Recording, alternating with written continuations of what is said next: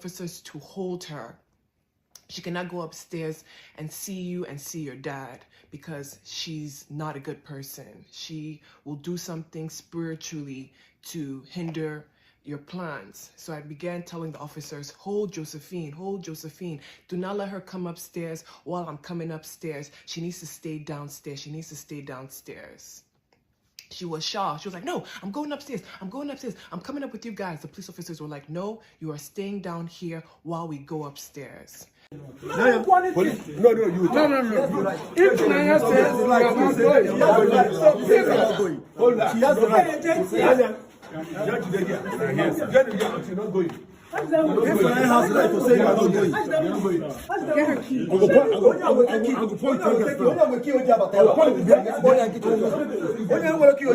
we open this place? She has the key. Let her release the key. Let her release the key. She has the key. No. Let her drop the key there. Playing around. Yes. She should not go up. She should not go up. You're not going up. You're not going up. She's not going up. She's not going up. Please. She's not going up. She's not going up. Go get her. Please. Go get her. Go. She's not going up.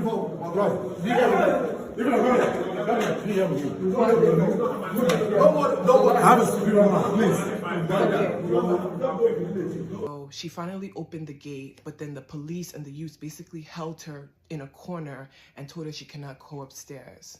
So I, with my father's best friend and a few family members and some members of Umona, we now proceeded upstairs. She's not going.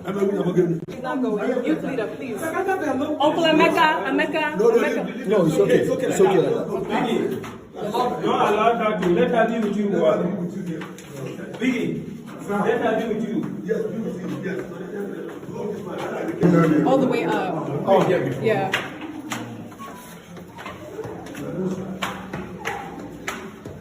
Wait. They locked it from the outside. Locked it from there. Yeah. They locked it from the inside. Do you see these mind games? Uncle, do you see these mind games? This door has never in the history. This way we go through here. I don't know what is waiting for us on that side. They locked it. Is that a way to go from there to this? There is. And there's a I don't know why this area is. Can he come out to open for us? Who? Francis is with him. So let Francis is there. Yes.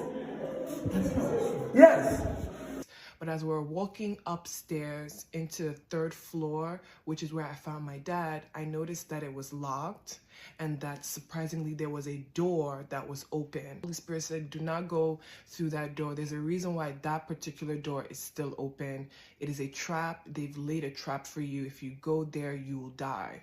So I said, okay, I'm not going to go through that door because it's ironic that all the doors are locked. Why is this door open? So I refused. I went back downstairs and I said, I'm not playing this game with you. You're not going to, this is not a maze. This is my father's house. You're going to bring my father outside, or I'm going to employ the police officers and the youths to break every single window, every single thing in this house until my father's release. I told the youths, please go get a ladder because this is getting out of hand. No,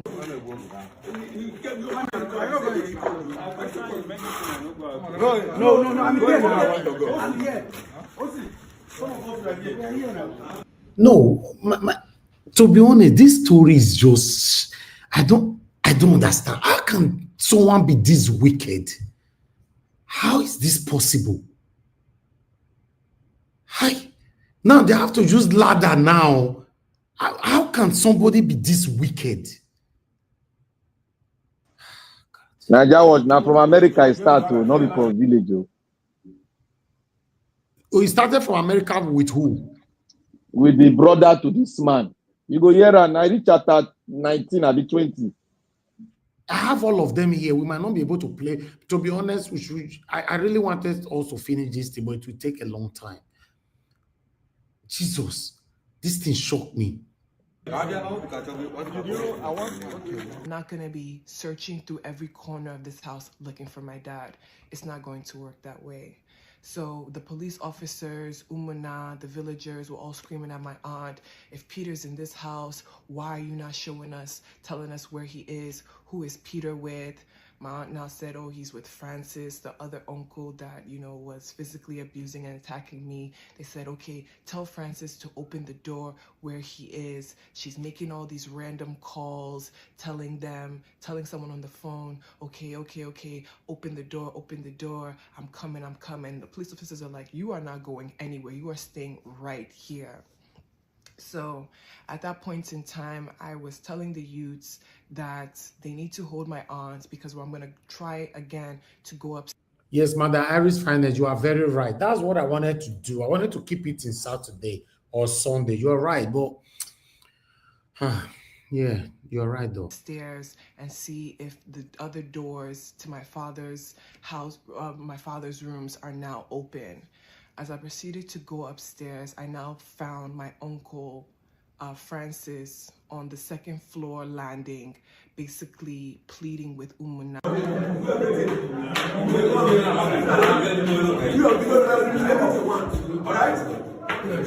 Yes? Okay. Yes? Yes. See, don't be dummy. Don't want one here, one house. We don't want most people to enter. Sir, whose permission are you asking? Wait, this condition, you come. Okay, first and foremost, Uncle Emeka will come. Okay. Two officers will come. Yes. Let's go. Please hold Francis. Let him not enter that room when I enter that room. Thank you. Sorry, because this thing is too much. You've seen it. You've seen it. Okay. We don't want to do it on your phone. Please. Excuse me. Phone. Excuse me. I'm jello. I will not even stop anybody.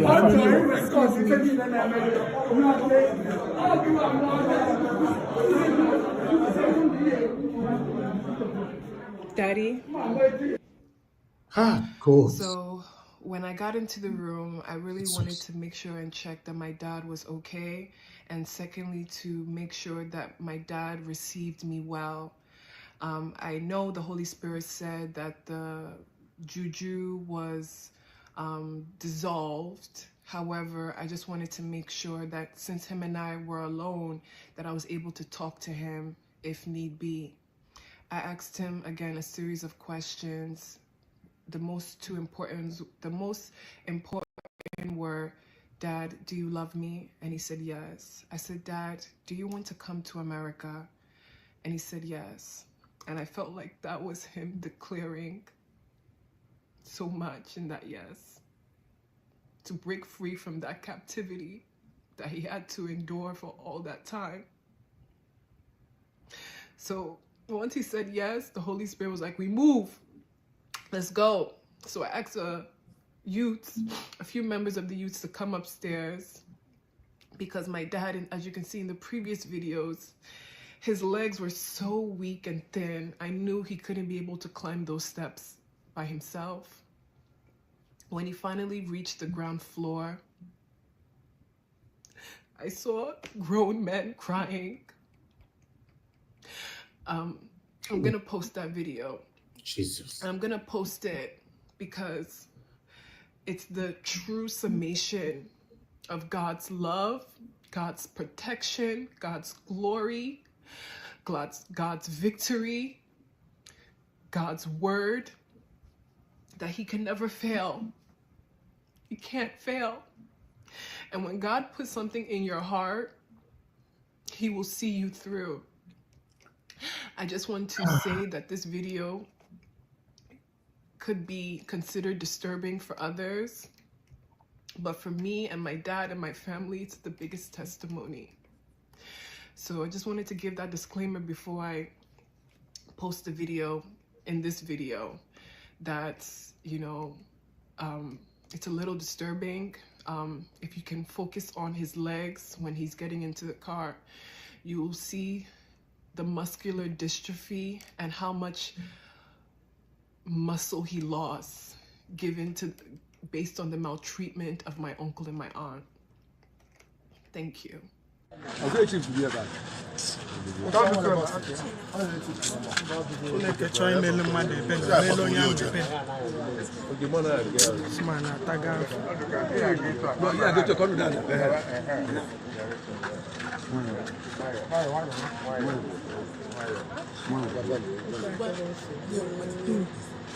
Watch out for his head. Good.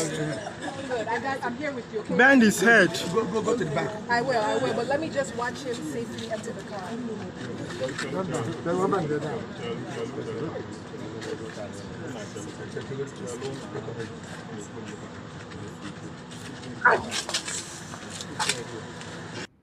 Listen, this one are Peking. This one are Peking. This is, I don't know what to say. When you have a child like this, you should be proud. Now the only child where love the papa be this, so the rest follow their mama go. My brother, this girl love the father. But this one not only Peking, na man Peking, no be woman Peking. Now man, okrepa, man. Exactly, sir. Exactly. Do you know what, guys? I want us to continue this on Saturday because it's long. I have all of them because I have to put all the episodes. It was about 1 to 22. So I have all of them here. I want us to take this.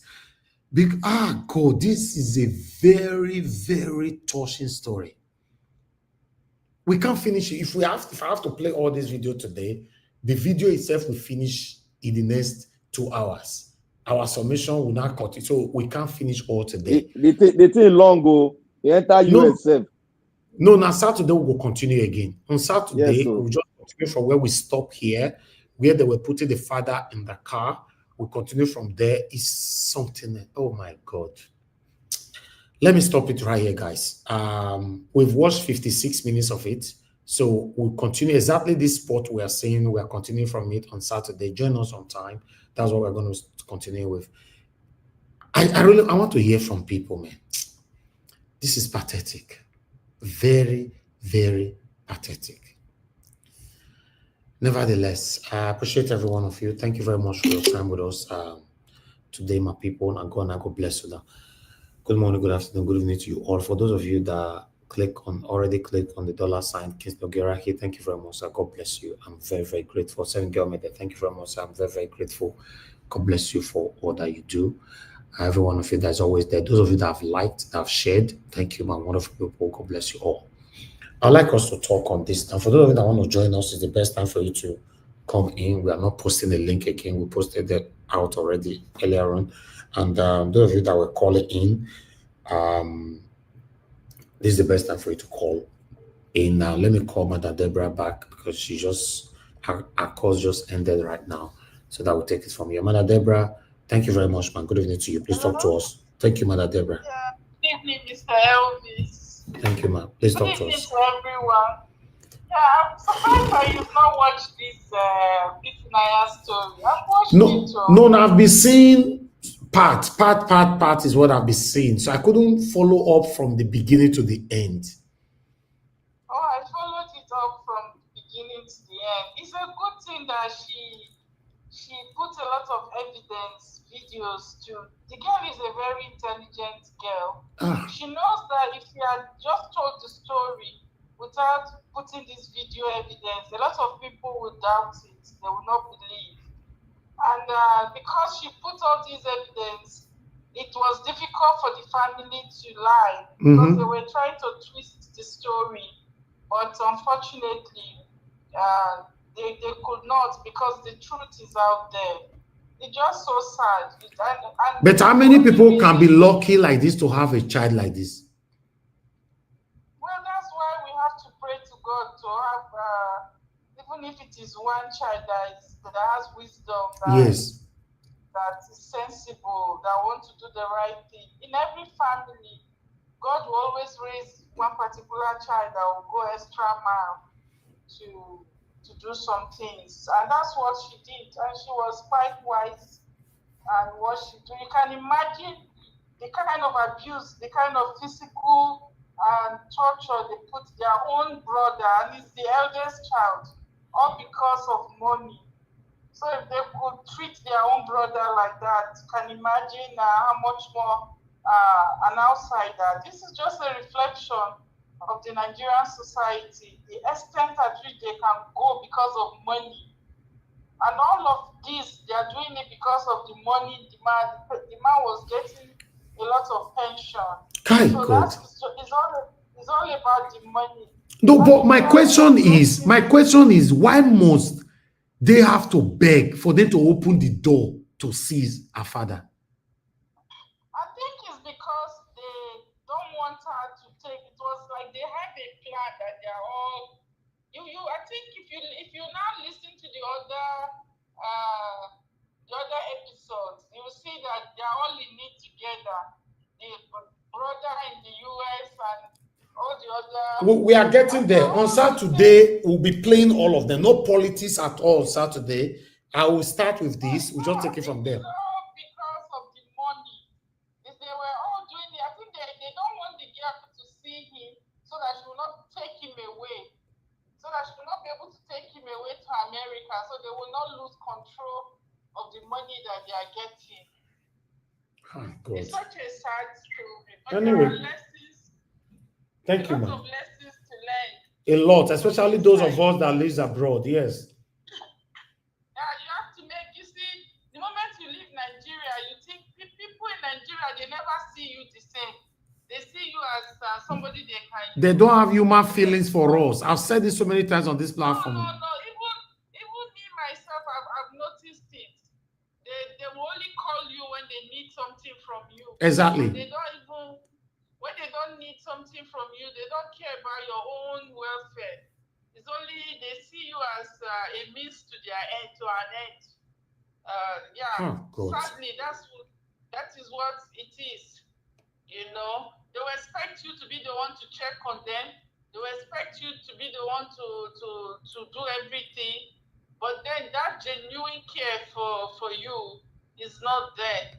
And it's not only one person. I think it's just a general thing. The moment you leave that Nigeria, they start seeing you differently. That's what all happens. Right, thank you, it's man. just a lesson for all of us. Thank you. Let me quickly say something about Nnamdi Kanu. Okay. You see, what I suspect, in my own opinion, I think what they are trying to do now, you know that APC now, Tinubu knows that he's losing this, is not going to have the support of the North. So I believe that he's trying to be smart. You know, they call him a political Jagaban, or what do they call him? So I feel he's trying to release Nnamdi Kanu to appease the East. That's what it's my opinion, though. It could be, yes. I'm having the feeling that yes, that's what is playing out.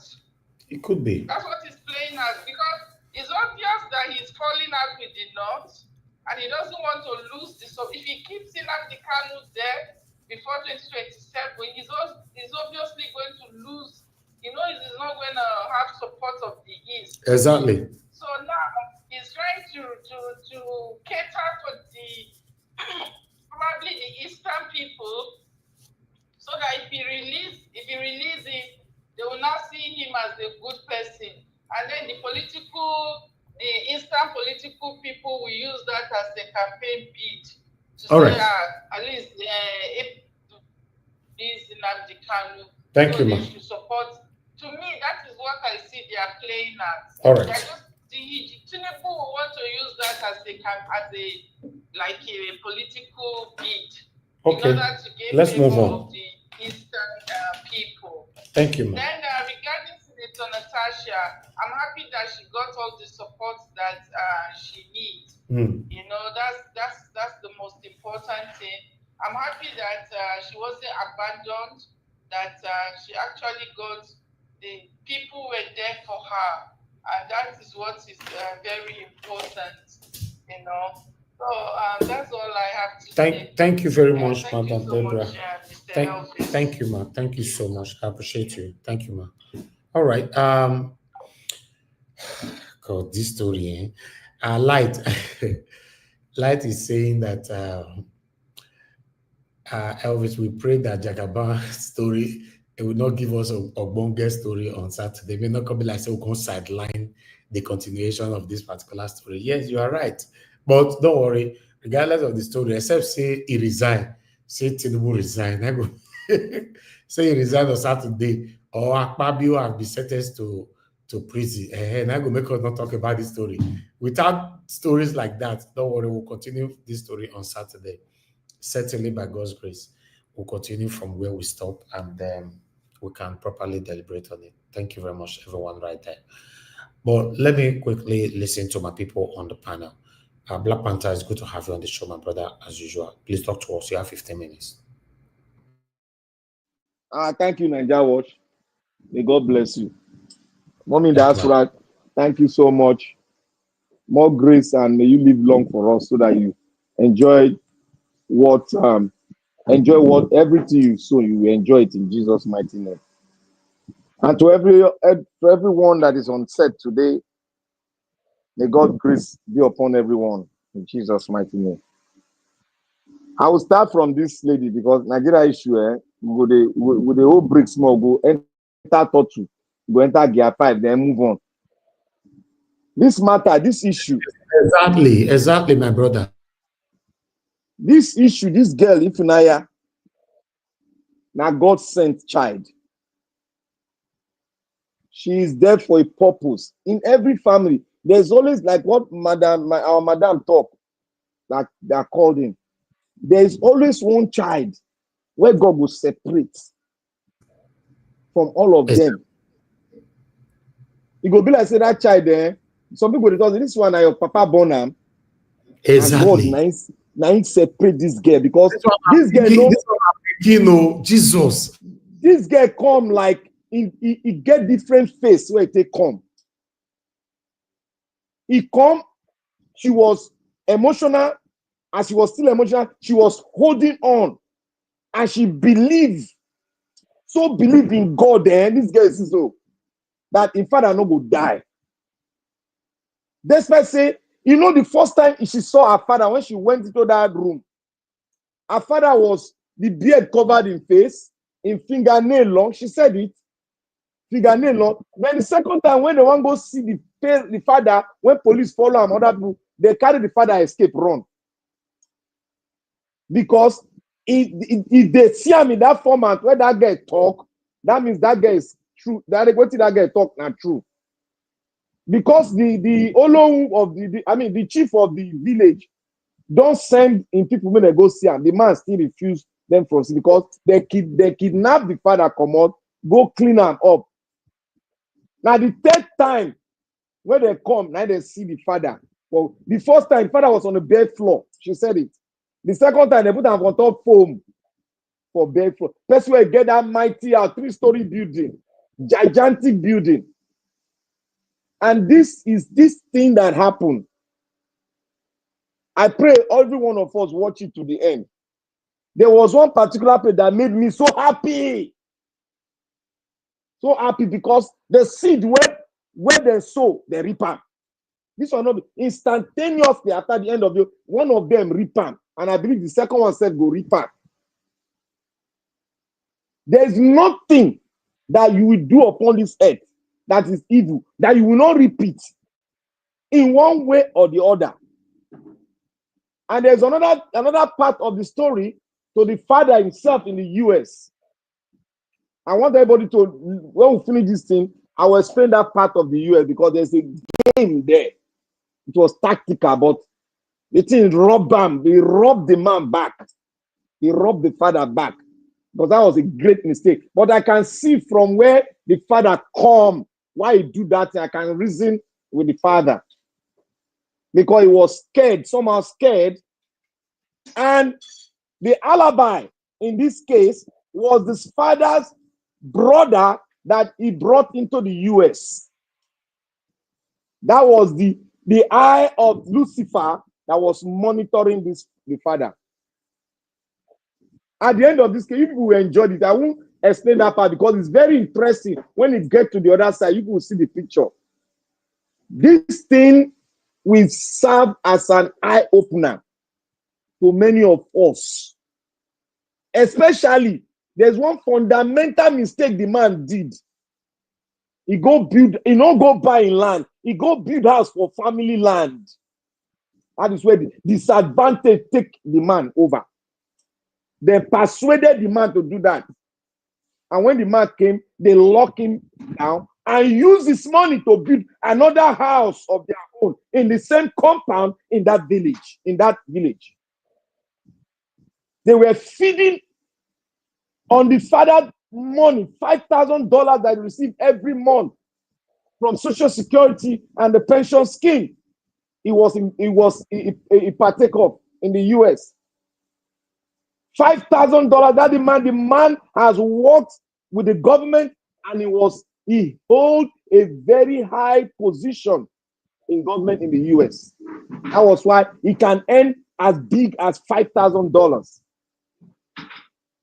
So this one will serve as a lesson, but let us watch it to the end, because there are so many dimensions, the US dimension and the Nigerian dimension, that will serve as a lesson to every one of us. Because some people, you know, we get carried away by family. I wouldn't blame anybody. Yes, I wouldn't blame anybody. It's like that. But in as much as we are into our family, but let's carry our brain along. Let's carry our wisdom along to do it. Because as Nigeria, what you say, if you carry light test machine, go Nigeria, I bet you. Now, average Nigeria, they talk 1 million lie every day, including your family. Everybody, average of 1 million lie within 48 hours. Let me put it like that. Everybody are like, it's like they've incubated it. They've incubated everybody into one pool, where we say the only way of survival, or let me say addiction, is to begin to talk lie. And to us out there, be wise. Be very wise. When it comes to family issue, be wise. Be wise, especially when it comes to property. Make sure you get your own separate property, apart from going to the family's house and get kosho free land. Kosho free land, they purge. Go buy your land, put your house there. Kosho free land. Oh, I want to do it because of legacy. My family, blah, blah, blah, blah, blah. They purge. That is part of the thing that purge the elderly man. So, because I have not seen the family for long. Therefore, let me go and take the family land and build my gigantic house there for retirement. You can buy a land too, where you lock your door, lock it. None of the family want to disturb you. You call the cops on them. But now they lock you up. The cops couldn't even come in, if not for God sent your daughter. Your daughter was the saint. And the devil behind the whole issue was the brother you sent to US that was closer to you. That was the devil behind it. That was the devil behind it. The whole show, the whole thing where it happened. The whole thing where it happened. Now that man, nine do am.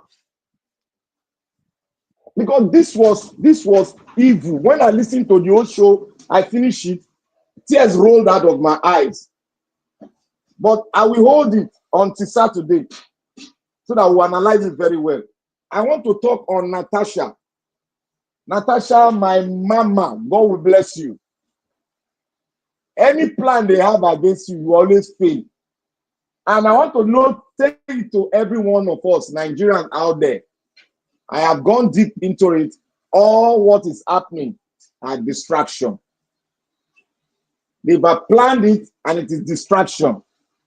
Everything that happened in Nigeria has been orchestrated. The government knows about it. And the plan was, this thing was fused into everything that happened. If you go to all the records, all the killings, go and look at all the killings. There's one particular thing that will happen and it will distract every one of us. Go and check it. It's on record. Anything that happens, there's a killing somewhere. One thing must happen that will distract every Nigerian to focus on.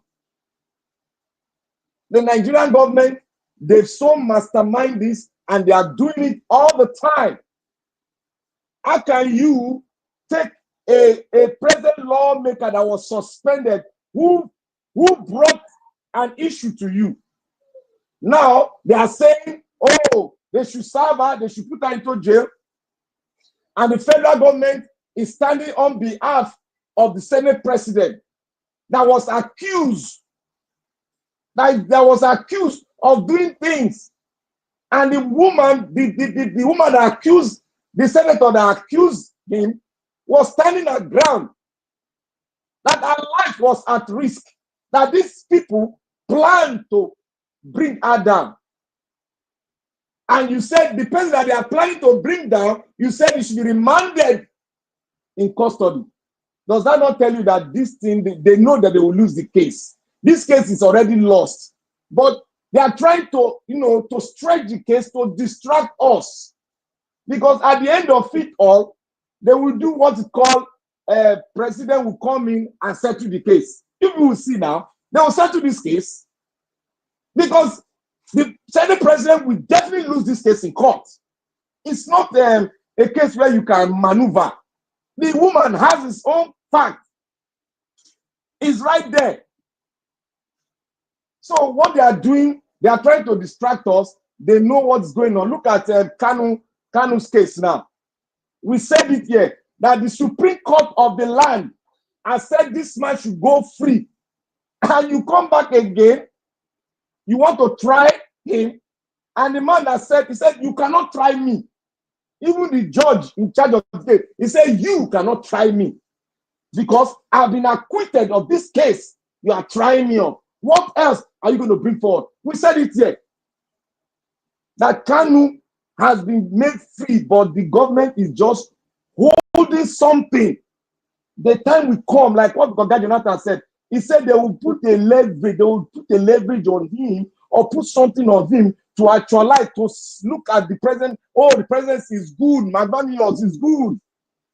To release the only one that have done it. They couldn't do it. He used a political solution to release him. That is where they are driving to. They have no case against him. As long as the Supreme Court of every land in any country has said this man is free from the highest case, treasonable felony, that you can bring against a citizen. And they have said, oh, this man is not guilty. And this man won a case. Federal government is owing this guy more than 100 million, I guess, or maybe $1 billion. And you have not paid, you are bringing forth a case against him. And you lost the case in the Supreme Court. So what other case are you going to present in front of a high court who is subject to the Supreme Court? My guys, look what they look at. This is my common sense now. Now, common sense. That is why we said this man, they should free him. He has no case to answer because the High Court cannot withdraw the judgment of the Supreme Court. So what else can you try him for? That they've not tried him in the High Court leading to the Supreme Court. What else has he not been tried? He was tried in a state High Court. He was not guilty. He came to Federal High Court. He wasn't guilty. You went to Supreme Court. He is not guilty. He was acquitted. He's a free man. So why turn the hands of the clock back? This is the reason why we all got to follow every case and know the law. When a Supreme Court make a judgment on a particular case and it's being said he's free and acquitted, any other court can never withdraw that case back. And the Supreme Court cannot eat its word. Its word is binding and it is final. Therefore, it is now left for every one of us to be aware of the laws of the land where you are. We argue this thing up and down. Before we were telling me, Jonathan said, this guy not feel whole and not get case. I said, yeah, not feel whole I know. The only worst you can do is for them to hold him to infinity, but you cannot use the court to pull him into prison.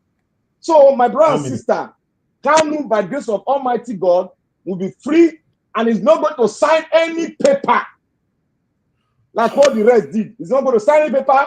He's a free man. He has stood by his word. He has stood by the side of the people. And any contrary person doing contrary thing against the detail of the IPOP, that person is a criminal. And that criminal is in court now. So we thank God that government have no case against him. Thank you, Nigeria. God bless you. Thank you, my brother. Thanks for your wonderful submission. Yes, as I saw the news today, I was very happy that they have dropped all their cases against him, but I don't know why they are still holding him for now. That's what. So let's be waiting for that breaking news, and now they cannot be freed. But meanwhile, I'd like us to move on to the next person. Mr. Jonathan, then before Mr. Ike. Mr. Jonathan, please, I would like you to talk to us. Good evening to you. It's good to have you on the show. Elvis, your connection is breaking. Can you guys hear me? Yes. No, your connection is breaking. Can I hear you? Maybe. But is it breaking? Yeah, it was breaking before. It's breaking a little bit, but it's not constant, but it's flowing now. Okay, all right. Okay, Mr. Jonathan, talk to us. Then we'll come to Mr. Ike. Mr. Jonathan, thank you very much. Okay. All right. Sir? Thank you. Okay, thank you. Yeah, thank you, Mr. Elvis. I greet you once again. God bless you for the good work you are doing. Happy Thursday. I greet my fellow panelists too. God bless you. Or is it from my end? I can't hear what Jonathan is saying. Okay. I think Black Panther. Can you hear me? Yeah, no, I can hear you. It's breaking, coming and going. Okay. No, it's not breaking. Mr. Jonathan is not breaking. People in the comment section, wanna respond now. Now they listen more. You respond things like this. I want people to quickly respond. I can hear Jonathan very clearly now. Because we're on the panel, people on the comment section can tell us well, But go ahead, Mr. Jonathan. I can hear you. Okay, thank you. Thank you very much, Mr. Elvis. Welcome once again, and my fellow panelists. I greet you all. God bless you. Diaspora, God bless you greatly, and all the commenters and all the callers. I greet you all. God bless you all. Welcome. You see, let me quickly start on where Mr. Black Panther ended on Nnamdi Kanu. Yes, and I will just you have said it all, so it will just be to take advantage of time. All that is clear is that in the hands of Mr. Tinubu, Nnamdi Kanu is a political pawn. Period. It's just a pawn. It's just like you are playing a game and you have one card in your hand and you are holding on to that card that this is my ace. Once I slump it, game over. That is the thinking. That is the political calculation of Mr. Tinubu. That is going to use Nnamdi Kanu as a political pawn. At the appropriate time, he will get him out and just perhaps, or to him, in his mind, I call them little minds, in his own little, as old as he is, that's it. I still refer to him as little minds. In his little mind, he thinks that he will now use that to galvanize, to get all the support of the Southeast or get majority, that's that's it. So we just leave it there. But at the end of the day, it will fail miserably. Miserably. All he needs to do is just to do the needful. Use your head, wisdom, apply wisdom, and let Nnamdi Kanu go. In a normal society, you know that Nigeria is not normal. Please don't let us forget that. And they play it out every day. The prosecutor or the prosecution, right, drop the case, that they don't have case against this man. From me, my experience or my knowledge, what I've seen in the Western world, at least in North America, in United States and in Canada, that I've seen over and over and over and over again, when that happens, on the spot, on that very day, the judge would declare a mistrial. And on that very day, on that spot, the person is leaving the court, is going home. That's it. If there's any other case that people are, maybe they can tell us. I'm not a lawyer, but at least that is the way it normal. In a normal society, the judge would declare, either he would declare a mistrial right on the spot. and that person is going. He's going home. Go and bring, unless if you have any other thing against him. But the judge still have to hear from his masters too. The judge is still waiting to hear from his master. I don't see any reason why Nnamdi Kanu should not be tonight, be at home with his families and friends. Okay, Mr. Jonathan, can you hear me? Yes, I can hear you. Okay, you will continue from where you stop. I want to quickly divert because of the breaking news they said is currently going on. Tinubu was somewhere in Kaduna today, and they say allegedly that somebody wanted to evade him while he was making a speech. Have you guys seen that video? Careful, Mr. Elvis, be careful what you say. Oh. You just said less than half hour ago. You said the only thing that will not make the story of Ifunany to continue will be if Tinubu is removed. And look, is this not enough to take any other story off the table? If the video ends up to be something serious, is it not? So I bet show the video. They don't tell you post show the video. I bet show the video. Say prophesy. I bet prophesy. See the way Tinubu look like. Say, hey, like today you want end to excel.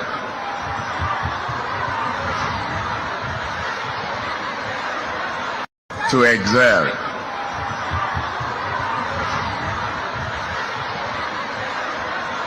To excel.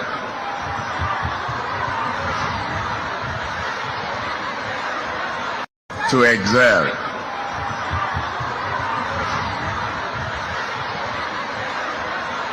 To excel.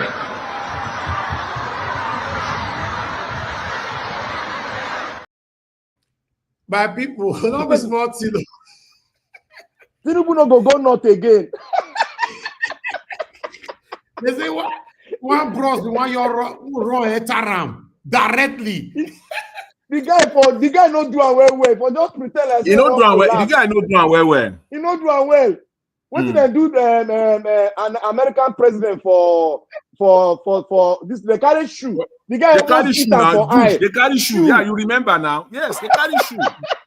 The guy won't break his head. Shoe. See the way Pate look. Say, what did they happen for here? Well, I bet me apply one more time. I bet me no verse. To excel.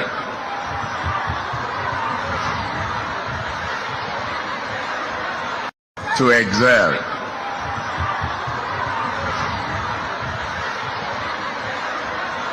To excel.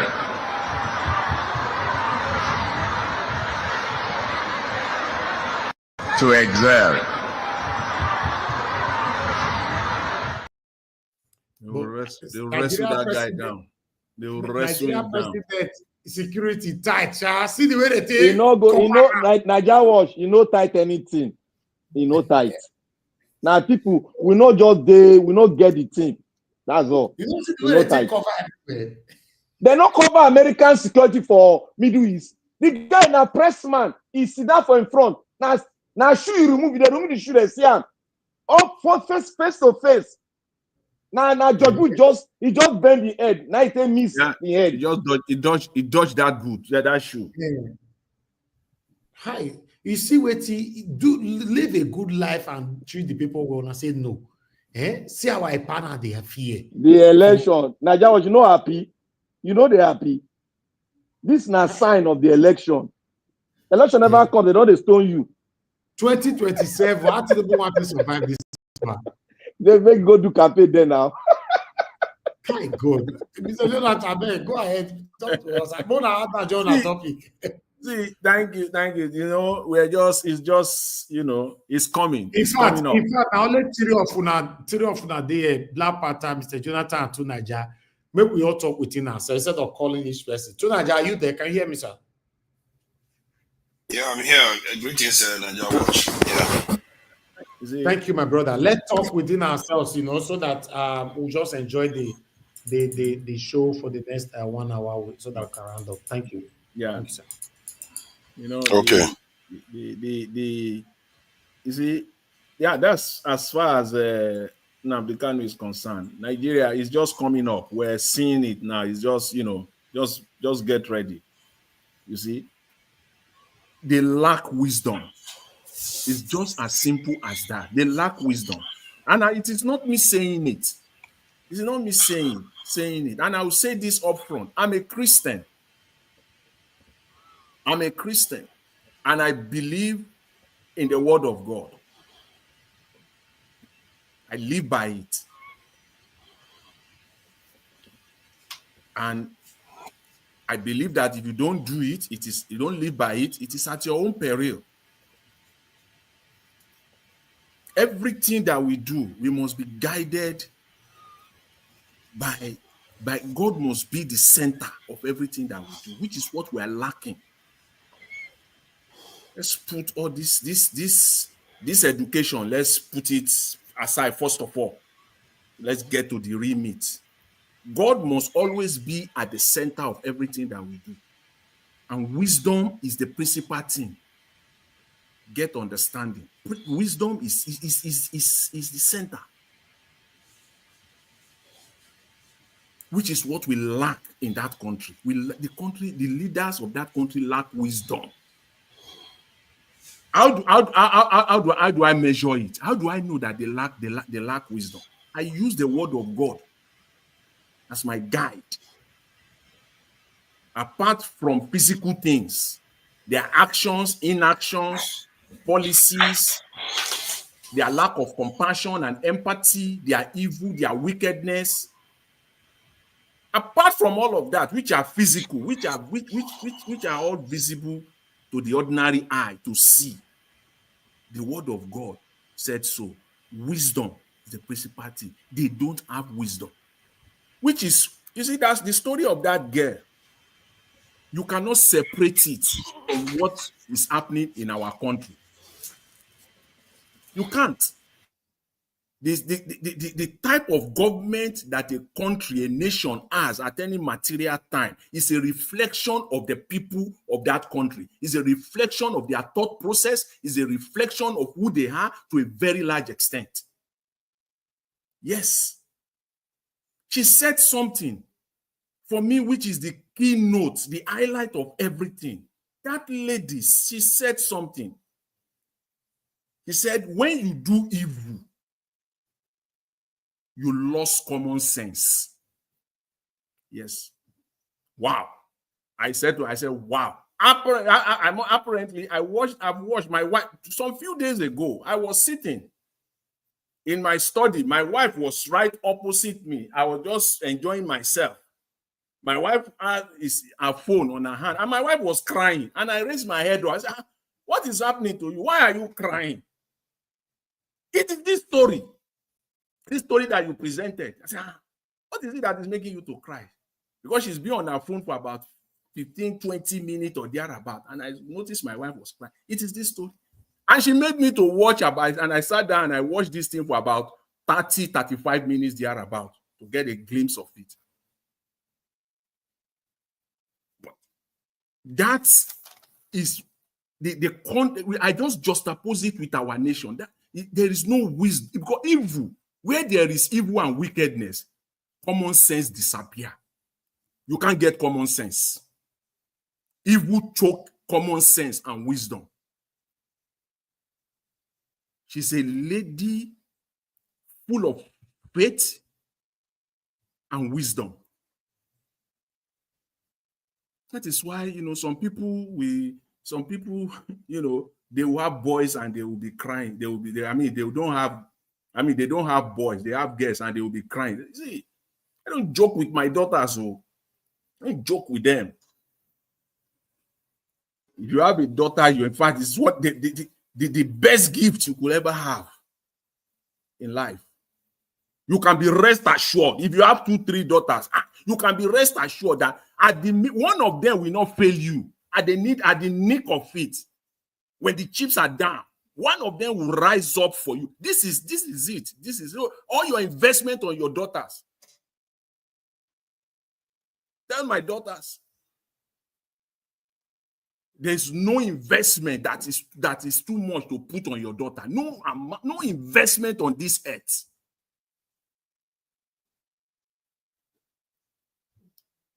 education, the best education money can buy on earth, give it to your daughters. If you have, you are not losing anything at all. I saw this, I was watching it, and this I saw grace, I saw faith, and I saw wisdom. She displayed wisdom from the beginning to the end. And she's a child, a daughter of purpose. And we can learn from it. Anybody that come across it should pick one or two things from it. We can watch it, it's as a video, as a story, but at the same time pick one or two things from it. And that's what I try to do. And I equate it with what is happening in our nation. Wisdom. Because it is about wisdom and compassion. These people lack, the family members, they have lost every sense of wisdom and common sense. They don't have it. Because of what? Evil has permeated their mind. Evil has taken them over. Wickedness has taken them over. And when that happens, a man can do anything. A man will do anything. Because when evil takes over a man, evil, wickedness, which is what we're seeing in Nigeria, evil and wickedness has taken over those that are superintending over that nation. Their capacity to see through the feelings of human beings is no longer there. Their capacity to see through what people are going through is no longer there. A testament, what happened in Benue, that they turn it to a carnival of some sort. Because why? Evil has taken over. Their capacity to be compassionate is no longer there. Yes. And it is the word of God that says so. I'm not the one saying it. So we must be guided. Our country is as currently that we've lost it, completely lost it, because we have evil and wicked people superintending over us. And it just cannot continue like this in every sphere. Today, if you stay on the story of today, where do you want to square it? Where do you want to put it? The case of Natasha, you see evil and wickedness playing. Common sense has been thrown into the wind. Because you will tell me how a sitting attorney general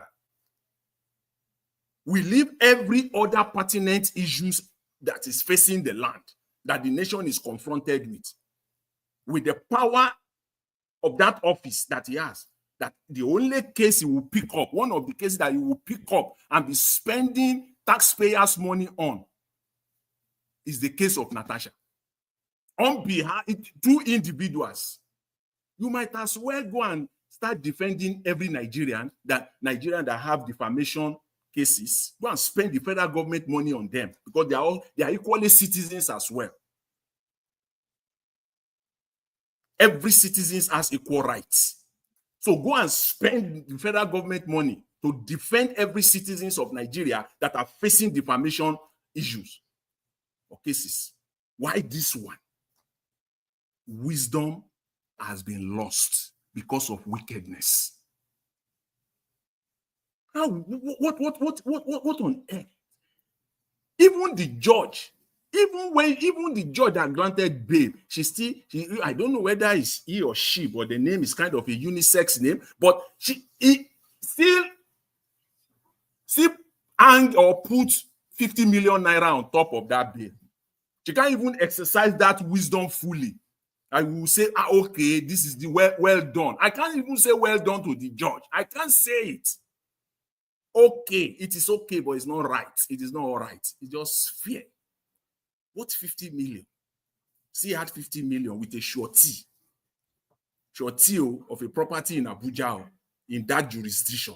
We know what that means. You are talking of property. You are talking of property of 2, 3, 4, 500 million naira worth. So that's what you slam on her. To me, That is still not right. They've lost it all. So I'm not surprised by what is happening, to what happened to Mr. Tinubu today. I'm not surprised. They should just beef up the security around him, because Nigerians are really, really angry. They are angry. They are angry. They find their way. It's not what we'll be saying. That we'll be saying now. So, Mr. Elvis, let me allow my fellow panelists to contribute as well. I'll leave it here for now. Thank you. All right, thank you, Mr. Jonathan. Thank you, sir. Normally, it's supposed to be Mr. Ike. Mr. Ike, I can see you're still struggling with your network, but Tunaja will take over right now when Tunaja is done, because you're on the backstage, but your network is not allowing you in. Okay, Mr. Ike, you are back. Let's see if we can hear you. Please unmute yourself and talk to us. No, brother Elvis, you still having problem. Let me log out. You still having the problem. But we can hear you. We can hear you. It's not having any problem. You can hear me clearly? Yes, very clear. You go ahead. Don't worry about my own. Maybe when you are hearing us, it's bad, but your own is extremely clear. Okay. Thank you, sir. Good afternoon, good evening, good morning, sisters. Mommy Diaspora, God bless you for all you do for us and for a better Nigeria. I want to start from the sister who will watch the testimony. A lot of my panelists here said that I've watched the whole video. But I think from the little we have, Brother Elvis, you have shown us here, my soul went away from my heart. And I want to tell you that town, Enugu, that town that she's from, that Enugu town in Anambra State, is one of the richest towns in Igbo land. That town, one of the richest towns we have in Igbo land. But this man was kidnapped as a slave in his own house by his own family members. What is different between this man and the Fulani terrorist with the family of this man? What is different between them and the Hausa Fulani terrorist? And there are so many families that things like this happen, but I have not seen to this level, even though I have not finished watching the video. We have so many people in our families that they think they are with you, but they are not really with you. Even though you give them anything, that you give them everything in this world, they will always work against you. They will always want the way you will die or the way they will take whatever you have. So it's a story that every one of us who are living outside should be able to learn from it. But it will not stop us from doing good. If you are born to do good, we will always do good. Even though there are people you do good to them, if you like, cut off your hand and give them, when they finish eating it, they will still find that you have not done anything. Present day Nigeria, you see what is going on in Nigeria right now. People, it's like when they request money from you and you say you don't have money, there are so many things you will hear they will say at your back. Thinking probably most of us are blocking the money from the tree, or if you are walking in your street, the dollar is dropping on the road. Most of them do not, from winter to summer, from summer to winter, that you are walking. Most of us don't go on holidays because you are trying to make a better living for, not even necessarily for your family, but for your rest members of your family. They don't know that most of us, you work after your normal 8-hour work, you go night shift, you go morning shift, you go this shift, you go that shift, you go this shift, in order to be able to meet up, to help people back home. But sometimes at the end of the day, it is all about evil. And this story is enough to write a book, you know. But I am waiting for the final. God give me grace. I'll be here Saturday and Sunday. God give me strength to listen to the whole story.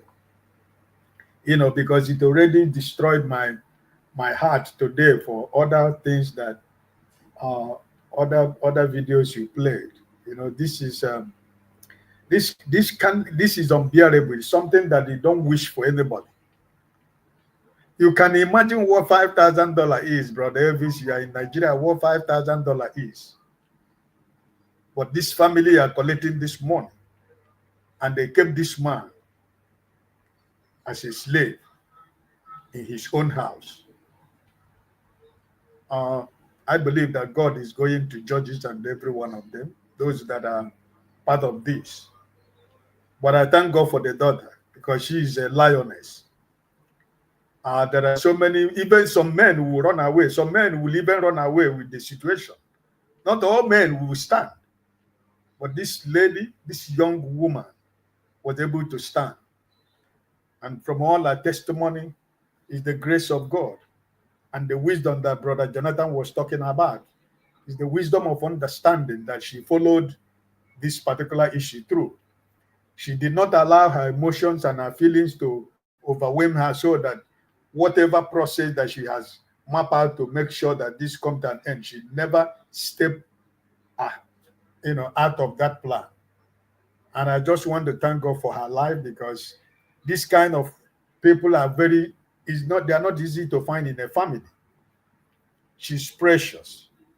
And I believe that she's a light to the world and to the community and to every family in Nigeria and outside Nigeria who will be able to watch this video to see what God can use somebody to do. It doesn't matter whether you're a man or a woman. Each and every one of us carry an anointing of God, that God can always use every one of us to bring joy and laughter in the life of people. All of us are instruments in the hand of God. It's only when you decide to discover your gift and what you are called into this world to do for mankind and for humanity. And Brother Davis, you find your call, and that's why you are here.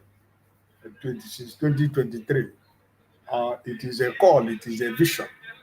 And I think at the end of the day, give you fulfillment. That will show you that this is what you are called to do. Not because of financial or material gain, but because you are touching life. Thousands, if not millions of life you are touching through your media. Consider where you have denied yourself not to do this because of what is going on. You might be thinking you are happy, you are contented, you have everything you want, but you discover that there is a joy and happiness that is missing in you because you refuse to do what you're supposed to do.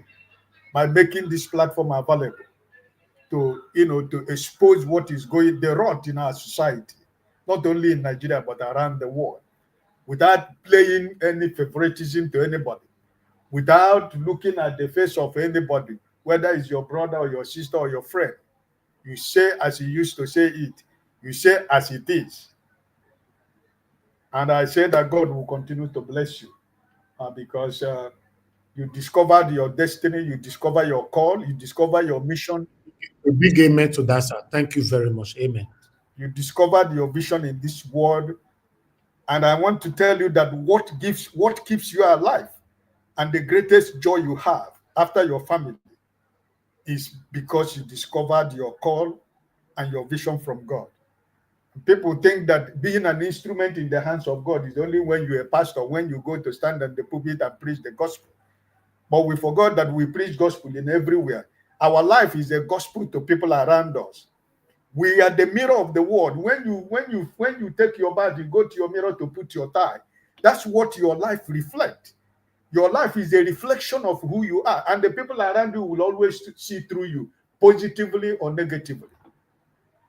So I believe that this girl she will continue to be an instrument in the hands of God to serve other people and to open the eyes of people that wisdom, like Brother Jonathan said, is given by God. And I just thank God for her life, that in all this tribulation, she was able to overcome. And I pray that God will continue to protect her and keep her in good health. For Sister Natasha, listen, the Bible says that, touch not my anointed and do my prophet no harm. For whosoever touches me touches the apple eyes of God. He said, whom the Lord has blessed, who can curse? That is what Natasha is. So it doesn't matter whatever they are doing. They can't do this lady anything. Nigeria, as a people, the spirit of the land of Nigeria and the spirit of Kogi State, where she represents, is with her. And there is nothing the federal government can do to this woman. It doesn't matter what they do. She will continue to win, and Nigerians will continue to win through her. And Nigerians will continue to get the power and the courage and the strength that when we join hands together, these people are very few. We can overpower them, and we can take over our country from the hands of these evil men and women. So I'm happy with what is going on. Brother Elvis, you know, for me, in this platform, I stand within the kind. I'm one of those people who are praying the day that they're going to get this boy they call Samuel Epa, you know, because he is the architect of the problem we have in the Southeast. I've always stood that, I've always believed that, and I always believe in the principle and the ideology and the mission and the vision of Nnamdi Kanu. That's what I stand for. That's where I believe. So every other person that is trying, that have used this issue of Eastern Nigeria to cause the death of life of so many Nigerians, every one of them is going to pay a price. But I'm only appealing to the federal government that they know that they have no case. And I think that it's time that they let this young man to go. I have always prayed in any platform I find myself that the greatest mistake that this federal government of Nigeria will do is to allow this young man to die in the prison. Because that problem that they are trying to run away from, that disintegration that they are trying to run away from, they should not invite it by their own hands.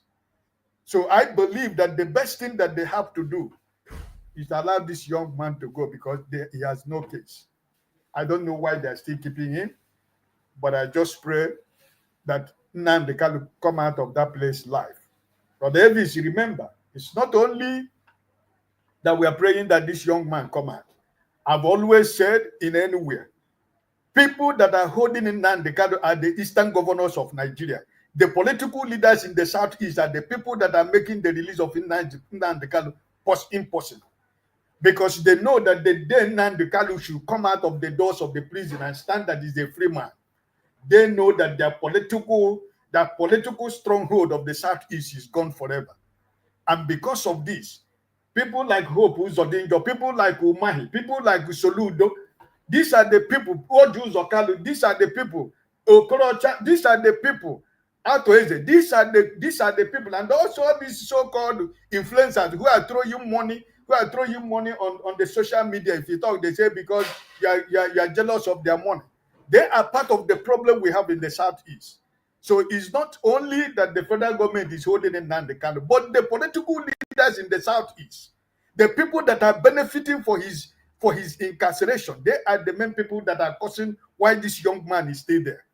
But I am believing and I am hoping and I am trusting God that my brother Nnamdi Kanu should come out alive from that particular place, because government, they don't have any case against him.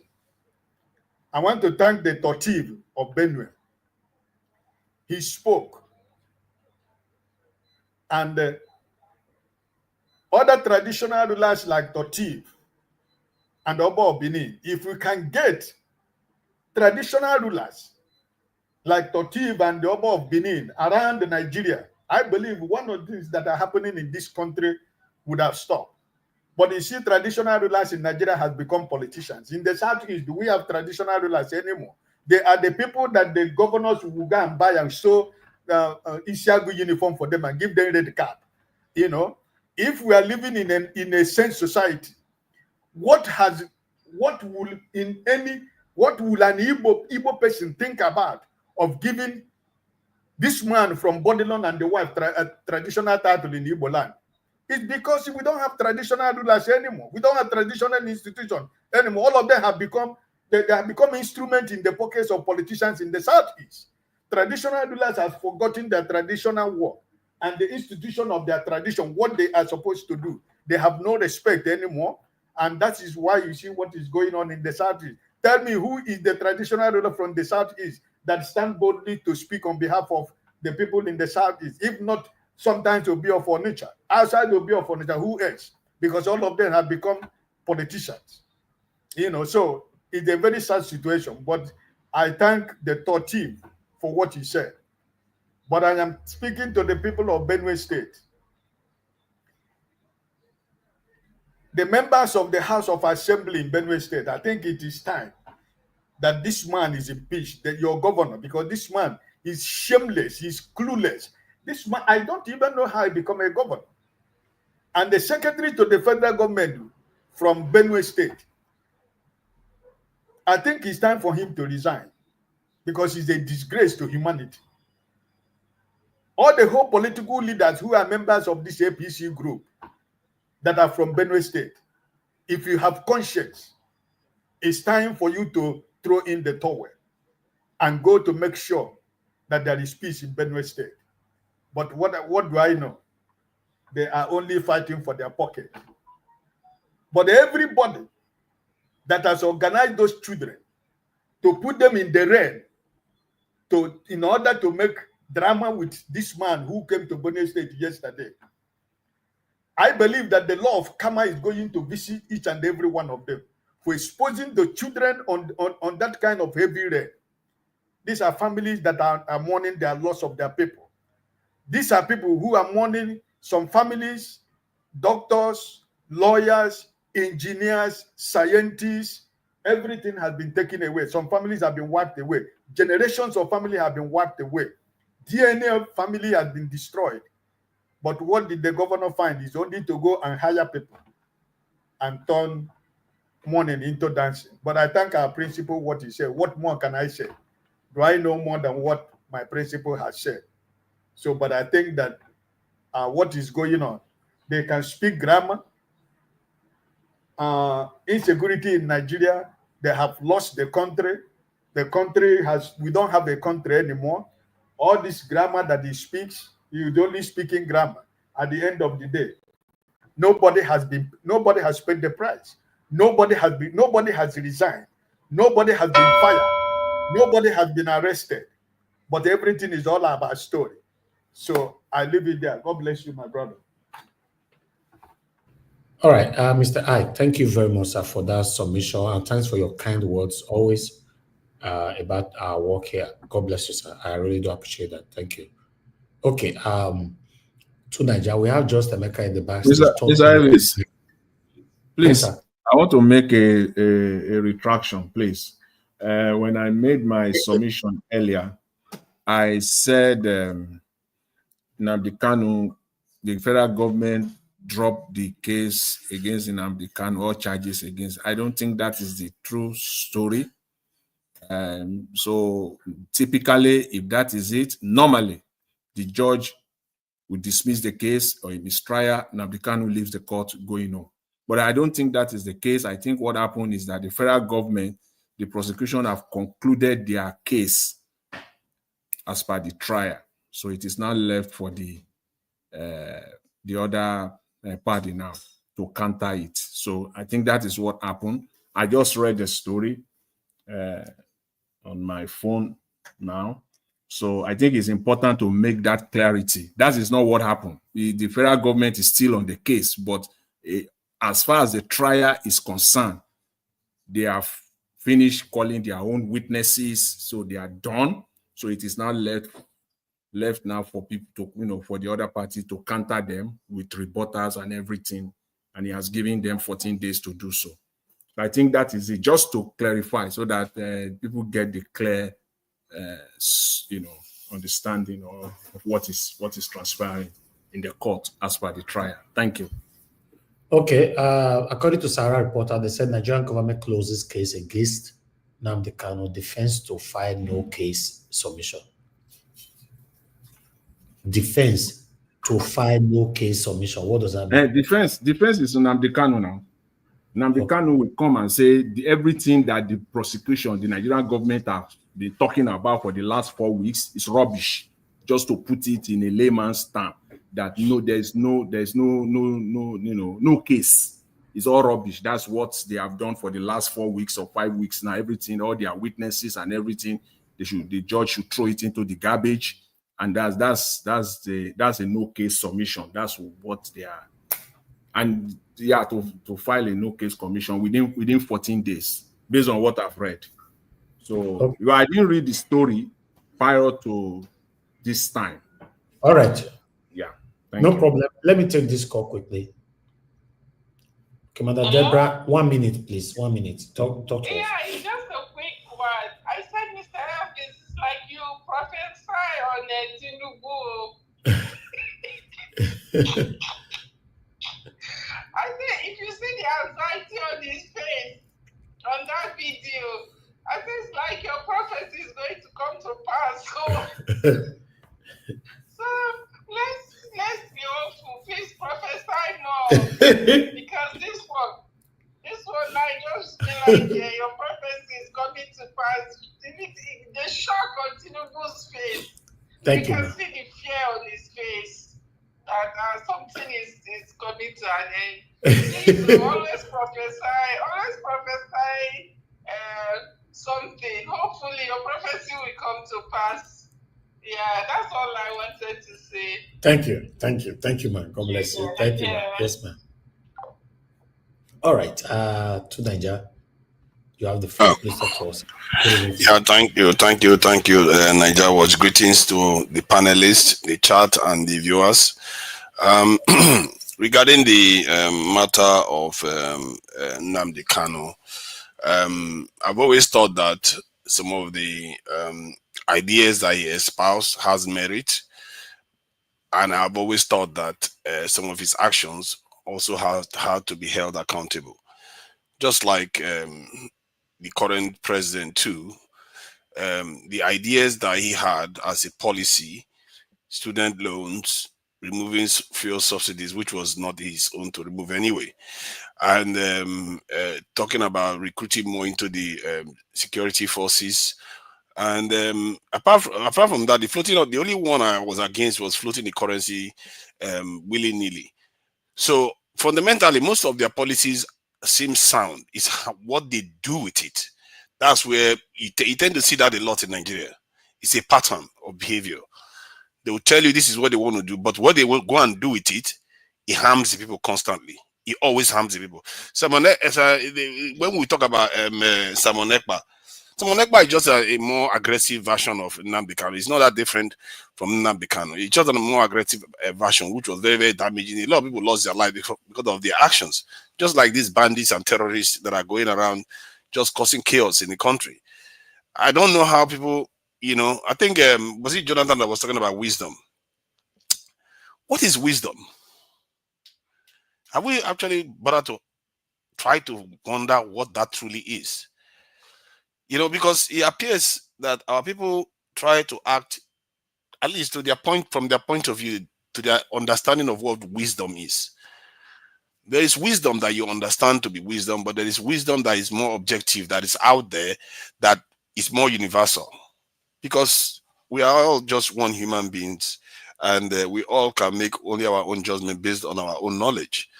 And something we consider wisdom for the individual may not be wisdom for everybody, or may not be the objective wisdom that is better for everybody. This is why even doctors are told, don't treat your family member because your judgment is going to be impaired. Because what that doctor will consider wisdom at that moment may not be good for the actual patient. There is a reason why, because there is limitation to our wisdom. And this is why we have to start borrowing from other people's wisdom too. This is where you get what is called objective truths. And the objective truth of Nigeria is that in terms of alienation and different and the kind of behavior you see from many Nigerians and tribalistic behavior, I don't think it's very, very new. It's not new. It's in many countries. You see it in many countries. Where we lack true wisdom is because wisdom is supposed to benefit your people, at least in the bigger scheme of things. But our wisdom never does that for us. It always seems to make us poorer. That's where our wisdom problem is coming from. Because we like to think that we have wisdom in so many areas, but in the bigger scheme of things, we're just getting poorer and poorer. But I must say that there are a few lights in Nigeria that we see. We see people like Natasha Akpoti. We see people like Very Dark Man. You hear about Dangote. Personally, I think Dangote is doing the right thing too by the country. He's making petrol prices come down, trying to make people's lives a little bit more bearable, at least giving them hope. He's doing that. And so I just feel like when we have to think more deeply about what we consider wisdom, because this is where we always miss the picture when we rely only on our own knowledge. Look at what some of those people did to that lady. That's the auntie and the uncle they did to that lady's father from the US. They just saw an opportunity and they took it. But those people, normally they may not have been like that. But the moment they get such an opportunity, their judgment becomes completely impaired. And I see that in Nigerians all the time. The moment Nigerians see an opportunity to get one above the other, I assure you, 90% of them will take it, maybe even more. Will take it, and even whether it's immoral or not, they don't care. Whether it lacks integrity or not, they don't care. That is the way Nigerians behave, and we have to recognize that in ourselves. If we don't recognize that in ourselves right now, the culture we've built, how do you even start combating it? You know, they say when somebody is addicted to drugs, first this in the process of trying to get out of it is to admit that you have a problem. And we do have a problem, and it's mostly psychological and cultural now within our space. And we all are susceptible to it to an extent. And I've seen it, and repeatedly. So when I looked, heard the story, I watched the lady's story some time ago, and there are two layers to this. She did the right thing in the end for her dad, and those people that did what they did clearly were immoral, and what they did deserved serious punishment. And how they got away with it, I don't even know up to that point. One of my findings was that I just felt like the way she reacted could have been better, because she waited after she saw her dad in that situation, if I'm not mistaken, for more than a week or more. I was like, if I saw that stuff, I'm not going to leave that place. If it was me, and I like to think that most people will do the same. They are not going to leave that place. They will have all those people arrested. You saw your dad is completely emaciated, but because you are following religious practices, you allowed your religious practices to impair your judgment. He could have died between that period and when you are doing what you are doing. When God has done his job to reveal your dad to you in that condition, and you decide that God told you something else to go and do, the fact that you saw your dad in that condition, that's when you're supposed to react immediately, call the police, have them arrested. Because once the police is there, then they will see the dad's condition, and they too will know. They're not stupid. I don't understand why our people do these things. We allow certain things to impair our judgments, and it tends to lead for worse outcomes for all of us. So, looking at what the president has managed to do with the Tunaja, sorry, I just want to say something so that you get it right. What you said now about the lady, she called the police, and when she called the police, immediately the police got there. They've already taken the father through the back door out. So I just wanted to correct it. What you said, she did it instantly when she saw the father. So they took the father out. They cannot find the father. They couldn't find the father in the house again. Yeah, they took the father. I'm not well aware of that they basically kidnapped the father and took the father away. That is almost unheard of, where they can be able to take him away. I know that they locked the father in some part of the house, and if that was the case, that would be an emergency until she finds her dad, and that will even get those people even in bigger trouble. That's double kidnapping on top of it, not just exploitation. Yes, they find out. They took them to court now. I gathered that in the end, after she went home, came back. Tunaja, can you hear Yes. me?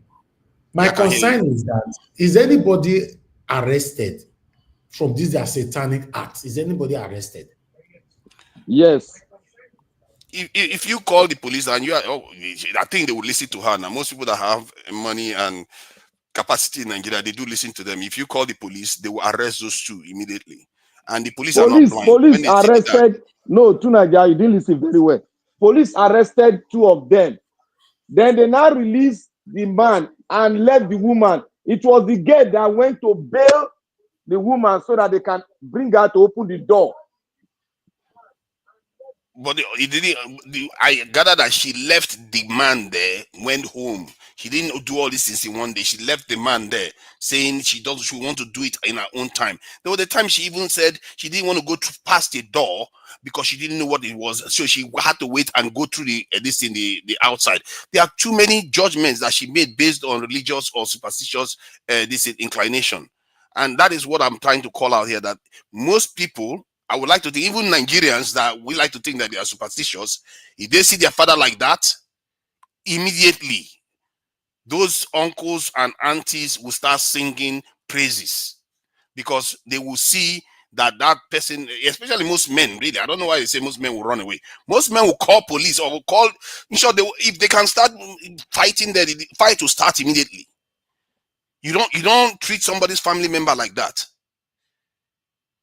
If you see your dad like that, are you telling me, Black Panther, you walk out of that house? You will not walk out of that house. Tunaja, go and fall watch down it. there. Tunaja, go and watch the video again. Let me just tell you what I was saying anyway. My point is that I'm not trying to criticize her. She did the right thing. Her heart was in the right place. I was just saying that her judgment was being impaired because she was relying on an interpretation of her faith. And that is not the most efficient way to do things. If you see somebody in danger, you act. God has already exposed that danger to you. It's your turn to do your job. And this is something that Nigerians do a lot, where they keep praying when God has given them everything. In short, basically, God has answered their prayer and they are still asking for more. Why do you keep asking for more? You've been given everything. So sometimes we worry about making decisions because I don't know whether it's laziness or we are willing to suffer. I don't understand it. We just delay decisions it was already made. It's up to you to decide to take it or not. That delay could have cost that man his life. That is the only area I'll call her out on. But by and large, those are aunties and uncles.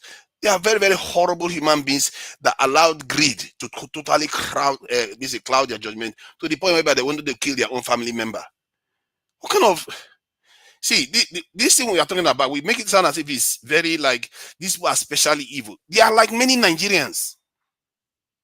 That is where that should scare you even more. That many Nigerians are like that. When you are given the opportunity, $5,000 a month, how many Nigerians will not try? There are like many Nigerians killing people out there for less. And that is what I consider unrestrained ambition that Nigerians have. It's like a car without brakes. We just do stuff without considering the bigger consequence of our actions. We've lost something along the way in the last 30, 40 years. Something has broken within Nigerians whereby our judgment has been all about money, money, money. Wisdom is based on money in Nigeria now. It has just become like that. And it's a problem. We have to start admitting it. And all these churches and mosques everywhere, they have not gotten us anywhere. If anything, some of our traditional beliefs were even more strident about these things. And we adhered to it even more when we believed more in our traditional ways. All these churches that have been around, what have they done for us so far? With churches in every corner in Nigeria. You keep seeing so many immoral acts being committed, including from Muslims and Christians alike. One has to call these out for what they truly are. So from my point of view, these religions tend to impair our judgment, and we don't make clear choices, and we make short-term choices just for money now. We don't make it for the greater good of society because we think, let me do my own. That my own is going to kill all of us, because that your own that you are doing, you're not doing it for your own. You see, that's the Mumu thinking. You're not doing it for your own because you just think you are doing it for your own, but in reality, you are damaging yourself too. Because as Nigeria gotten better from in the 1980s, we've been doing our own. Has everybody been better since the 1980s? We are all poorer for it. So it's a wrong decision to think that short-term way. Morality has merit. There's a reason why morality exists. There's a reason why integrity exists. It's for the greater good. All right. So I'll move on to what the president had done for this in Benue. This president promised us at Chatham House. You know how they like to go to Oyibo country to go and present their policies to us. He promised us that he was going to recruit more into the security forces. Do you notice how all the politicians know we don't have enough manpower in Nigeria? All of them know. Because during the election, they all promised Nigerians that they are going to recruit more into the security forces. And they didn't say little recruitment to 1 million. Because they know. Because Egypt has it. They know. But why is that when they go into office, they pretend as if they don't remember that policy? But all the other policy, they remember it perfectly well. The ones that would damage Nigerians, that's the one they remember very well. But to secure Nigerians and stop Nigeria bleeding and stop their greedy friends from bribing, working with terrorists and bandits to displace people so that they can steal their minerals and then have some people go and steal land too. There's a lot of forces at play in the country. And our people need to be waking up to this. And I really do appreciate the way they handled, to an extent, this Benue issue, because it looks like Nigerians are beginning to wake up to the fact that the Nigerian government is not serious about security. They keep telling us that they're doing something, they want to do synergy, they want to do this one here. It's not enough. You don't have enough people. It's your security official spirit. Are they going to show up from here, show up from there? They're not going to be everywhere. Even if you have traitors among them, but the ones that are doing the job, they are not going to be able to do the job because they are not everywhere. Many of us sit in Oyibo countries, apart from Nigeria, which I guess Nigeria was still in Nigeria. So we sit in Oyibo countries where they call police. They will show up in 15 minutes because they are not that far from you. Why are they not that far from you? Because they know if they are far from you, they will not be able to catch the criminals. They're not going to be able to stop bad things from happening. And because of that, if they're not going to stop bad things from happening, guess what? The bad people will reign supreme and they will ruin their society for them. Why do you think Nigerians, when they go overseas, they start behaving themselves? Because if they start behaving like Nigerians in Nigeria, they will choke them. The system will catch them and throw them out of the system or lock them in jail or something. That's how systems are supposed to be. And our leaders know these things. And when they get into office, they won't do it. President Tinubu promised us this. And I even said it. If President Tinubu decided to fulfill that promise of security, that he was going to recruit so many people, so many security officials into the national security infrastructure, if he had fulfilled that promise, I would have forgiven everything else he has done. And the reason why I would have forgiven him for everything else he has done, because that would be the first time since the colonization wars that Nigeria has made any move to retake back its sovereignty, especially in terms of security. That would have been the first time. But none of our leaders have done it. And I'm afraid to say almost all Black African countries, none of them have ever done that. Ever since they gave them independence. Isn't that scary? Other countries have the same posture. Why is it that Egypt is like that? Today I was watching, I think yesterday, not today, I was watching the video of Algeria. I was surprised how beautiful Algeria was. Free education, free healthcare. This is like the country is just free. Ridiculous. And Algeria was a country that was having big terrorist problem in the 90s. Big one. They were massacring people in that country. And the French also massacred them a lot.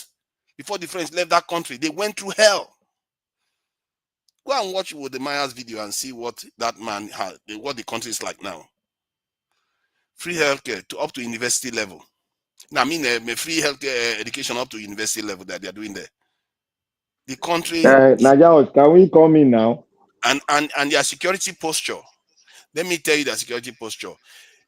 Algeria has over 600,000 soldiers in their military, and yet their population is about 30-something million. So if you extrapolate that population to the population of Nigeria, that population is about 6 times more than that of Nigeria. Less than that of Nigeria. I mean, 6 times less than that of Nigeria.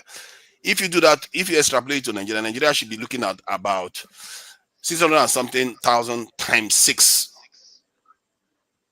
That is almost 3 million soldiers for us to be equivalent to Algeria. And they are able to fund it.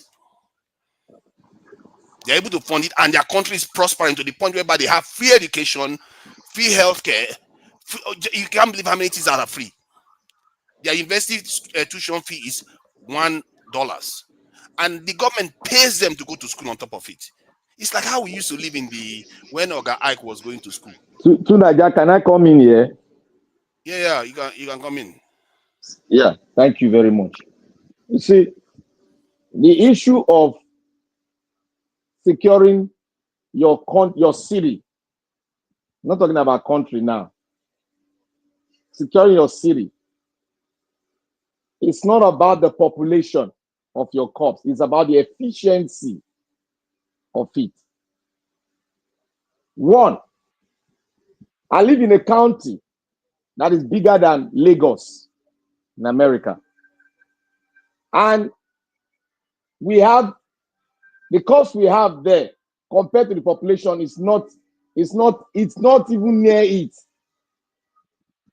But still, I can count the cars of the cops, and I can count how many cops is in my own vicinity. I know them. When I call them, they come instantly because every one of them has his own car while he's on duty. In each district, it's all about efficiency. Now, let me draw Ikeja for you now. Ikeja has a green zone. We have the GRA, we have the government quarters, we have the airport, we have the police barracks, and we have the civilian quarters. Now, within the Ikeja zone, we have, just be close to the airport, we have about 6 and 1 police headquarters, sub-headquarter, divisional headquarter. We have the headquarter, we have divisional headquarter, we have more than 10 police barracks within the airport, 10 police stations within the airport environment. Still, if you carry your phone to call the police for emergency right beside them, it will take them more than 4 hours to get there. What are the reasons? They will tell you they don't have fuel. They will tell you they don't have whatever. They don't have cars. Most of their cars are down. They will tell you that the patrol van is not the patrol van that is meant for your district has gone to another zone. So we are talking about the efficiency and how your police is localized and how is the setup is. Do you know that what we are having in the Nigerian police, it is not we that wrote it. And we have been saying it that police need to be restructured. We have been saying it today from during Shagari time to today, they refuse to do it. Rather, they are setting up police, whatever, police pension, whatever, but still, they've not written a book on how Nigerians should be policed. They've not written it. Up to now, you and I are talking. They refuse writing it. The reason why there is only one thing we've not done. One, there is so many variations of security structures in the world. But one thing that is consistent is their numbers. This is one thing I keep trying to let us see. It's not because, yes, different countries don't have different structures. America's security structure is not the same as that of the UK, and UK is not the same as that of France or China. But yet, all these countries have a level of security that Nigeria cannot be boast of. So that tells you something, that there is one specific ingredient that is missing. And it's not only, the data clearly shows you that many African countries are missing this specific part of the requirement to have a stable security environment and thereby a nation, which is the personnel. And the truth is that our politicians know this. I keep saying this. That's why all of them said they were going to do it in the election. They know it. They know we don't have the manpower. They are all qualified enough to understand statecraft. This is why it's unanimous. Naija, sorry again. You see, the what you have that they are saying the politicians, they know it. The then politicians don't know nothing about security. What they know and why, is, how did they manage to reach this solution they that I don't, know they is know, the true they solution? nobody told them. Then to how did they recruit know if police nobody told officers. them? You are underestimating your Wait now, politicians. They know better than you think. wait. Listen. Your politicians are liars. One, your politicians, don't ever trust them when they speak words. Let me I'm tell not you what trusting them. happened. I'm Wait, saying what let they me are tell you actually what saying happened. to deceive you. Let me tell you what happened. You know, I belong to that side where you talk to. All this one, you be outsider. You see, they wrote a bill to the National Assembly that they should restructure the police so that the police will take according to the local government area. They will division according to the local government area. They refuse. I'm coming. They refuse. And secondly, they said they should make police closer to the people. And they should allow the state recruit people that will be working under police like spies police. The National Assembly refused. Then we now move a step further to tell the National Assembly for us to curb insecurity in Nigeria, like what we're having in the north. Then it was building up. What can we do for it not to build to that extent? Let us have community police in conjunction with the federal structure. They refuse. Then we went like further. I said, Wait. Let me land. We went further. Somebody wrote a book, a well-detailed book on how Nigerian police will be structured, then the state police will be structured. You don't need to now make army, the military, to now start doing the job of the police. You are trying to corrupt them. It got to the National Assembly. Do you know who brought it down? One senator from Delta State. He said, and I quote, if you employ the state police, many of us will not get to where we are today because our enemy will use the state apparatus to make us lose election, unquote. That is what your senator, the politician that said we should recruit, that have no knowledge of security apparatus nor the operational procedures of police. They don't have the knowledge. Most of them, they don't have school certificates. Majority of them. So these are the people that you expect them to make a law to bring about state policing and federal policing. They even went further to say Nigeria is not ripe. These are the senators that told you that they should recruit, that Nigeria is not ripe for state policing because of our tribal and because of the way we are divided into many groups in Nigeria. You see the common sense? Is that the person that will come to you and tell you that we should recruit more police? What we are saying is efficiency. Let me explain what they mean by that. And I think maybe there is, I You don't know can't, what. don't explain it. Just continue with what you are saying. Don't explain it. I'm trying to I'm closer to them. Don't explain it. Calm down. See, in DRC, the Democratic Republic of Congo that we know it as, there are different, how the country became how it is today is because insecurity existed in different regions, and because the government was far removed in Kinshasa, that it was far away, and many local people decided to start taking power into their own hands and securing their own regions. And even if they are still, some of them are still loyal to the central government, but because they were already taking care of their own security, guess what started happening? They would start taking tax. Before you know it, they start becoming subject to foreign influence, and they start basically creating the situation that you see now. So this type of fragmentation, we've seen it happen before, and it's happening in Sudan right now, and I think to an extent it's already happening in South Sudan. So be careful what you wish for. because the state itself is not strong. And I keep saying, if the backbone of the body is not strong, and you decide that you want to just start making the hand stronger and all the rest, that hand is not going to have a body to hold on to it. It's going to fly apart, and the hand is not going to be. Now, Tunaja, you are contradicting yourself. You are contradicting yourself. You know where you contradict yourself?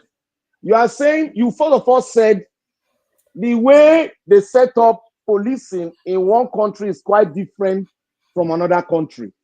Yes. So now you are bringing the experience of that country and submerging it in our country for us to mirror that country before we set up our own police force. That is contradicting.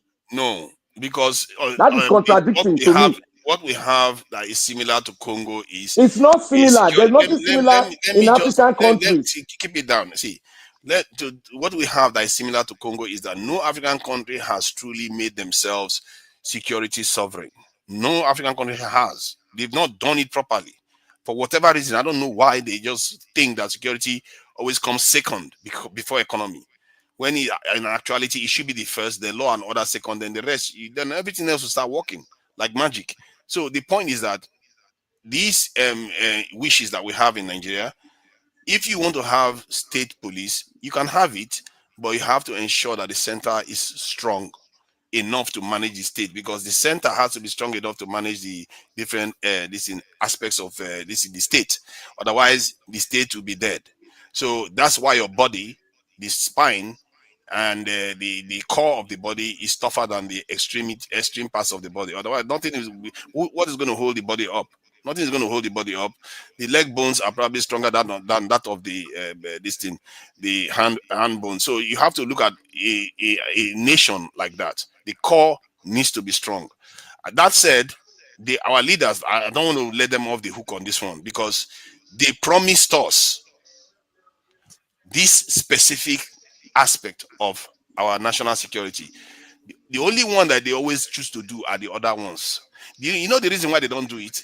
Because they don't want to bother to tell us that one, if they do it, there are people that are going to be angry with them for doing it. And think about it now. Why is it that some people would like to displace people from their own ancestral homeland just to take their natural resources? What kind of Nigerians support that kind of behavior? Because if you want to make money, elites make money. Elites always make money in every country. So why can't you find another way to say, you know what, all these guys, all you people, all these fake generals that are busy stealing our resources and conniving with bandits and militants to do all these things in the country. Let's find a way to do this in such a way that you all make money, you create jobs, you create a stable environment, people are able to work and make money. Why is it that it always has to be like this? Why does it have to be like this? Do you know how much Trump has made since he got into office? The guy has made billions. Why do we always have to do things in a senseless way? Because we are not thinking rationally. We are not thinking for ourselves. Our country is being sabotaged so that we don't develop. Because guess what? If we start developing, Tunaja, let me come in again. Let me come in again. Tunaja, let me come in again. You see, I understand where you are coming from, and I know where you are going to. You know why I'm saying this? You see, you carried an old pot, you are painting it, and it's making it to people, they are looking at it as if it's new. You made one fundamental statement here. You said the center should be stronger than the subordinates, the states. You are practicing what? Fiscal federalism. Is it not so? You are supposed to be practicing true fiscal federalism. If you make the state, the federal, too powerful, then you will get what is called autocrats into that center all the time. That is why you see in America today, to the world, the American government is solid. And who is making it solid? It is the state. California. Do you know the tax that the revenue California is giving to the federal, that the federal is using to subsidize other states that don't have more than 30, just California. the fourth largest economy in the world. Now, when you are practicing fiscal federalism, you don't make the center to be very strong. Who makes the center to be strong is the state. Because the state pays taxes and royalties to the center so that the center can manage the federal status that makes a country strong. Thereby, that makes the president in the center stronger to the outside world. But the states are what make the center to be strong. You don't delegate over power to the federal.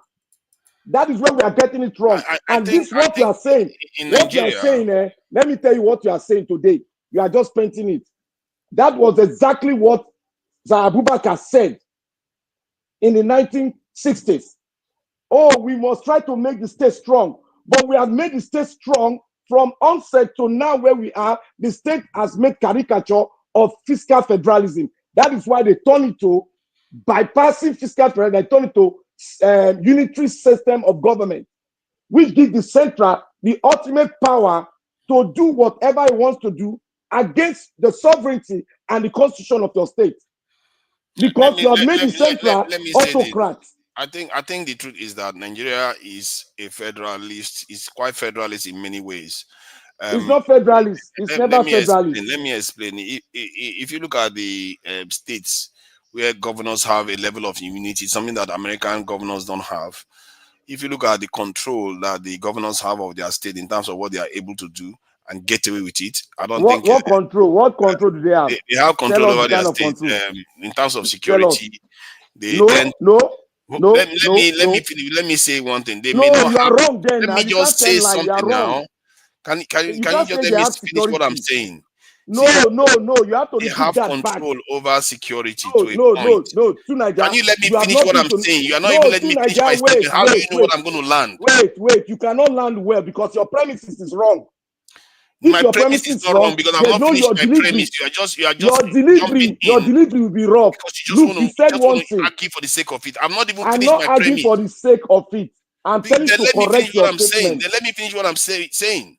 I'm saying that the state governments have control over their security to an extent. Just like because they give the state like Lagos police now is not the same as Imo's police. Lagos police is not the same as Zamfara's police, is it? We all know because the states gets involved. I'm telling you, the states do have influence over the police. They give them these pensions, they give them higher pay, they give them more equipment. The states do interject into the security forces. And the why are you not listening to my word? Why are you not listening to understand? I said in this field of Nigerian policing, you are not in that family. I am in that family. How do you know? See, let me tell you, the state police that you have, they are not under the governor. That is why the commissioner of police of every state cannot take order from the state. That is the problem. You say that all the time. You say that all the time. The governor cannot change interrupting because the governor cannot change the police commissioner. You see, the government cannot change the police commissioner. Yes, but they can request for the police commissioner to be changed. Why? In a fiscal federalism, why?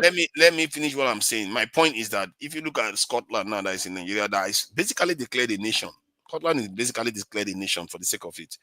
And yet, the powers that they have, if you compare it to the power that Nigerian state governors have, is either the same or to an extent, even in some areas, the Scottish First Minister has less power. The Scottish First Minister doesn't have immunity to prosecution, but the state governors in Nigeria do.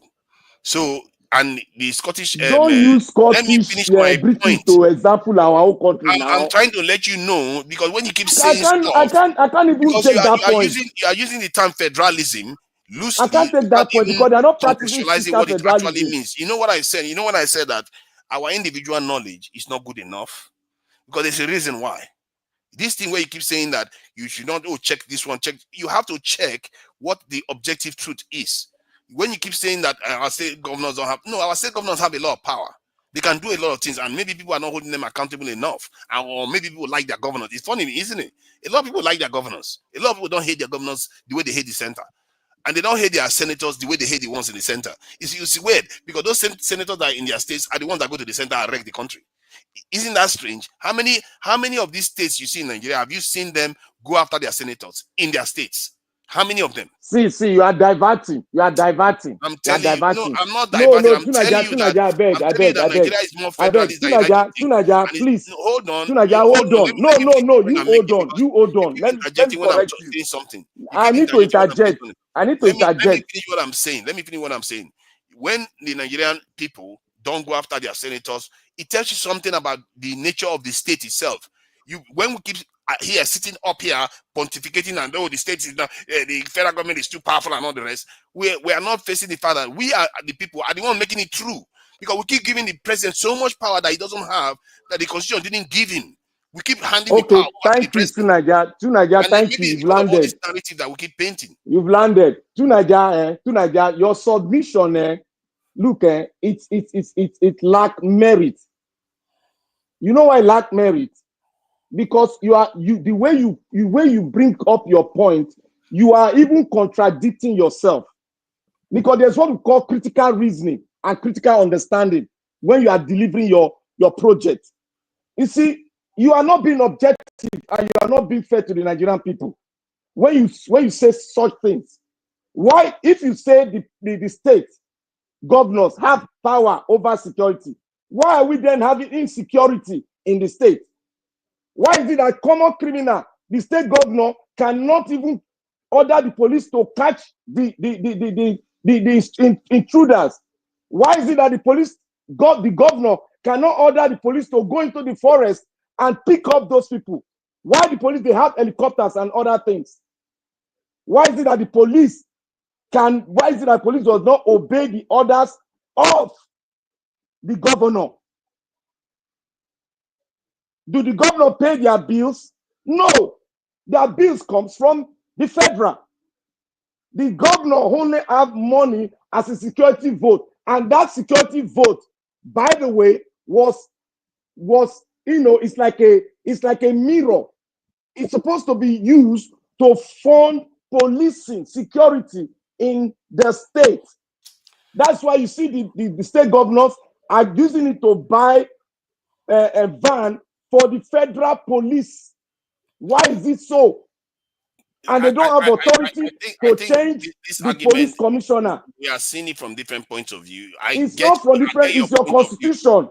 I get your point of view that the center controls the police.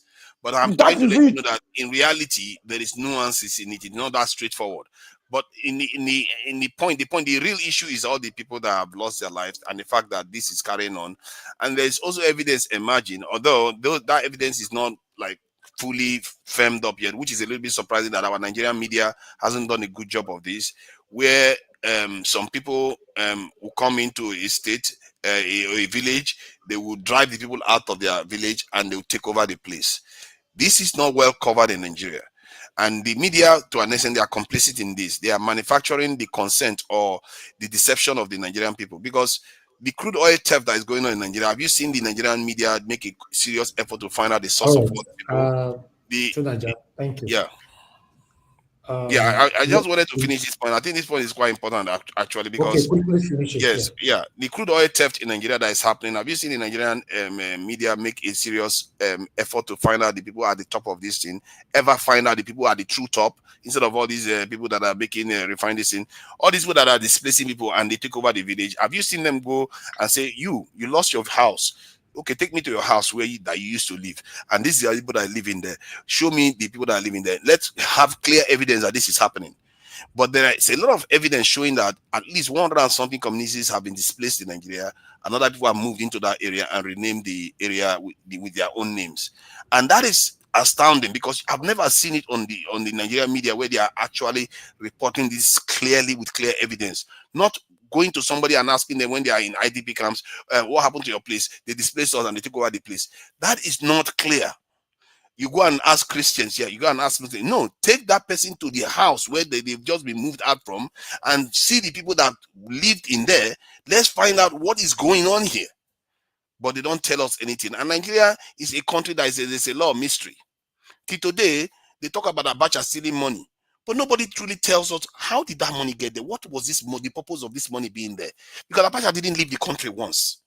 Abacha didn't take money from IMF once. He didn't take money from World Bank once. There are so many mysteries in Nigeria, and they will just close everything up. Everybody just hide it and pretend. Even terrorist funders. Have we ever seen one terrorist funder in Nigeria?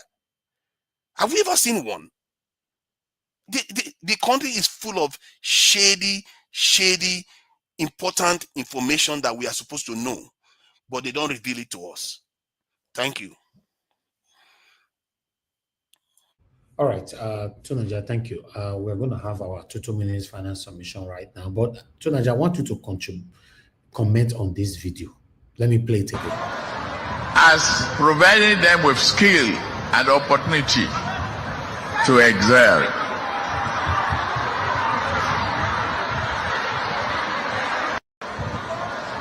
As providing them with skill and opportunity to excel.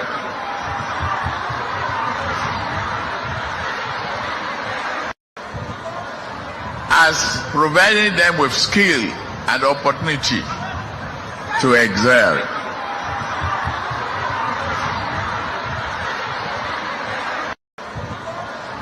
As providing them with skill and opportunity to excel.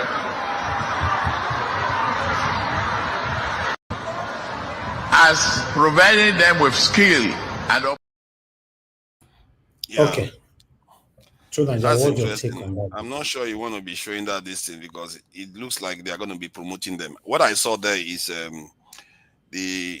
which is weird. This Tinubu guy is very conscious of security. His security officials acted the way they were supposed to. And if you look at the guy that was standing behind him, he was almost getting ready to go in front of him just in case.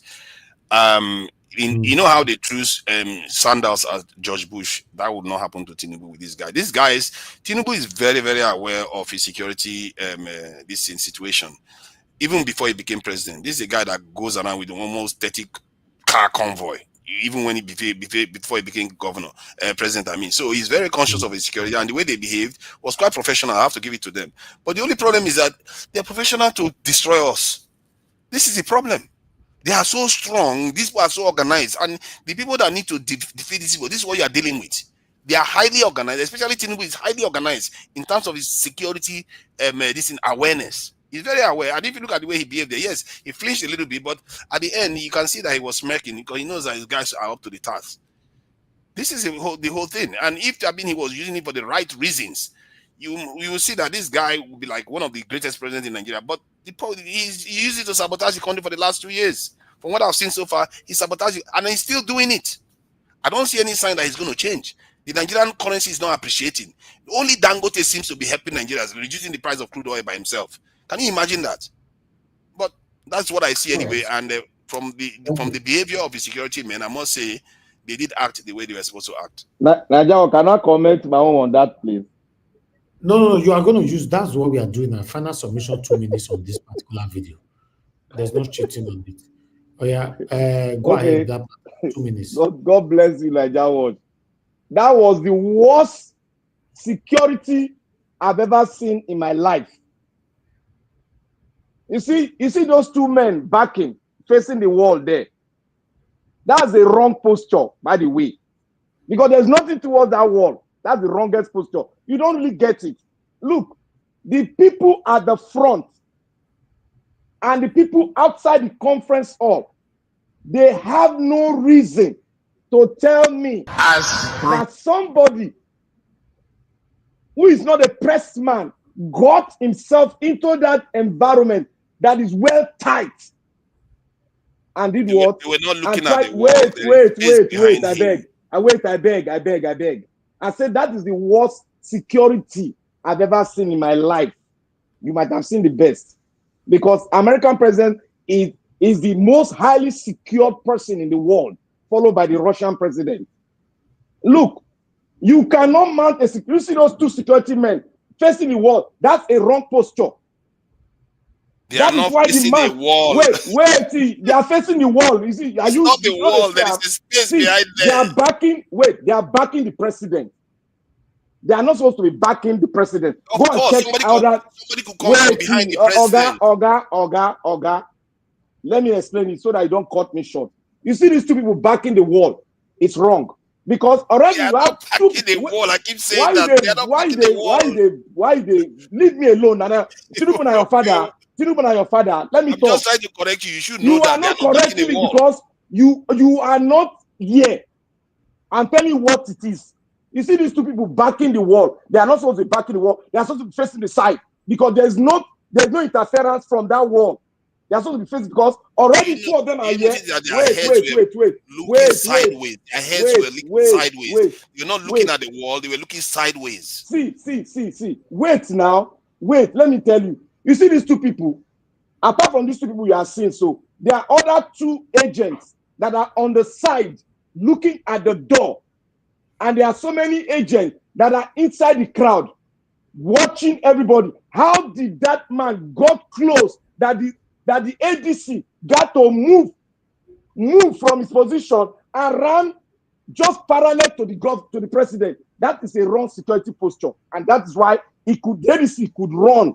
That is a wrong thing. For him to run and move to a side instead of the front of the president, that was wrong. And tell this one easy target now. He's supposed to be at the front of the president. A bigger point there that he's unpopular. I think somebody was making that point in the chat that he's unpopular. To Niger, you see that ADC running to go and stop the guy. That was wrong. His purpose, his aim and objective is to make sure that he come to the front of the president and guide him and stay there because it's meant to receive any bullet for the president. It's meant to receive it. Why is he going up? All right. He acted wrongly. That is the worst he just want to criticize for the sake of it. He acted properly. When he saw the threat receded, he went away. Thank you. All right. Mr. Jonathan, are you there, sir? Yeah, Mr. Evans. Yeah, let me just say this. Finally today, I saw that Mr. Tinubu, this very event, he was inaugurating the CNG mass transit buses. I don't know how many times he's going to inaugurate this thing called CNG. I don't know, since 2023 October. He has done this thing. Political statement. He has done this thing at least more than 4 times. This will be the 4th time. That is actually a funny point. Actually, I think I've seen this before. Just inaugurating CNG when they don't have anything to do. We don't have a government. It might look hard to take or to believe, but that's just the reality. We just have people that are there for their own selfish and self-centered purpose only, because they know that this area is a very soft spot for Nigerians when it comes to transportation, when it comes to petrol, when it comes to the cost of petrol, how much that people are using from their disposable income, how much that is going to petrol, to fuel your car, to fuel your generator, and not to fuel your shops and your businesses. All the rest of it is a very, very soft spot. And when they want to get Nigerians, take advantage of their vulnerability, it will come out and be inaugurating CNG. How many times are you going to inaugurate CNG, for crying out loud? Please, these people should get serious. We don't have a government. We have a president that is self-centered.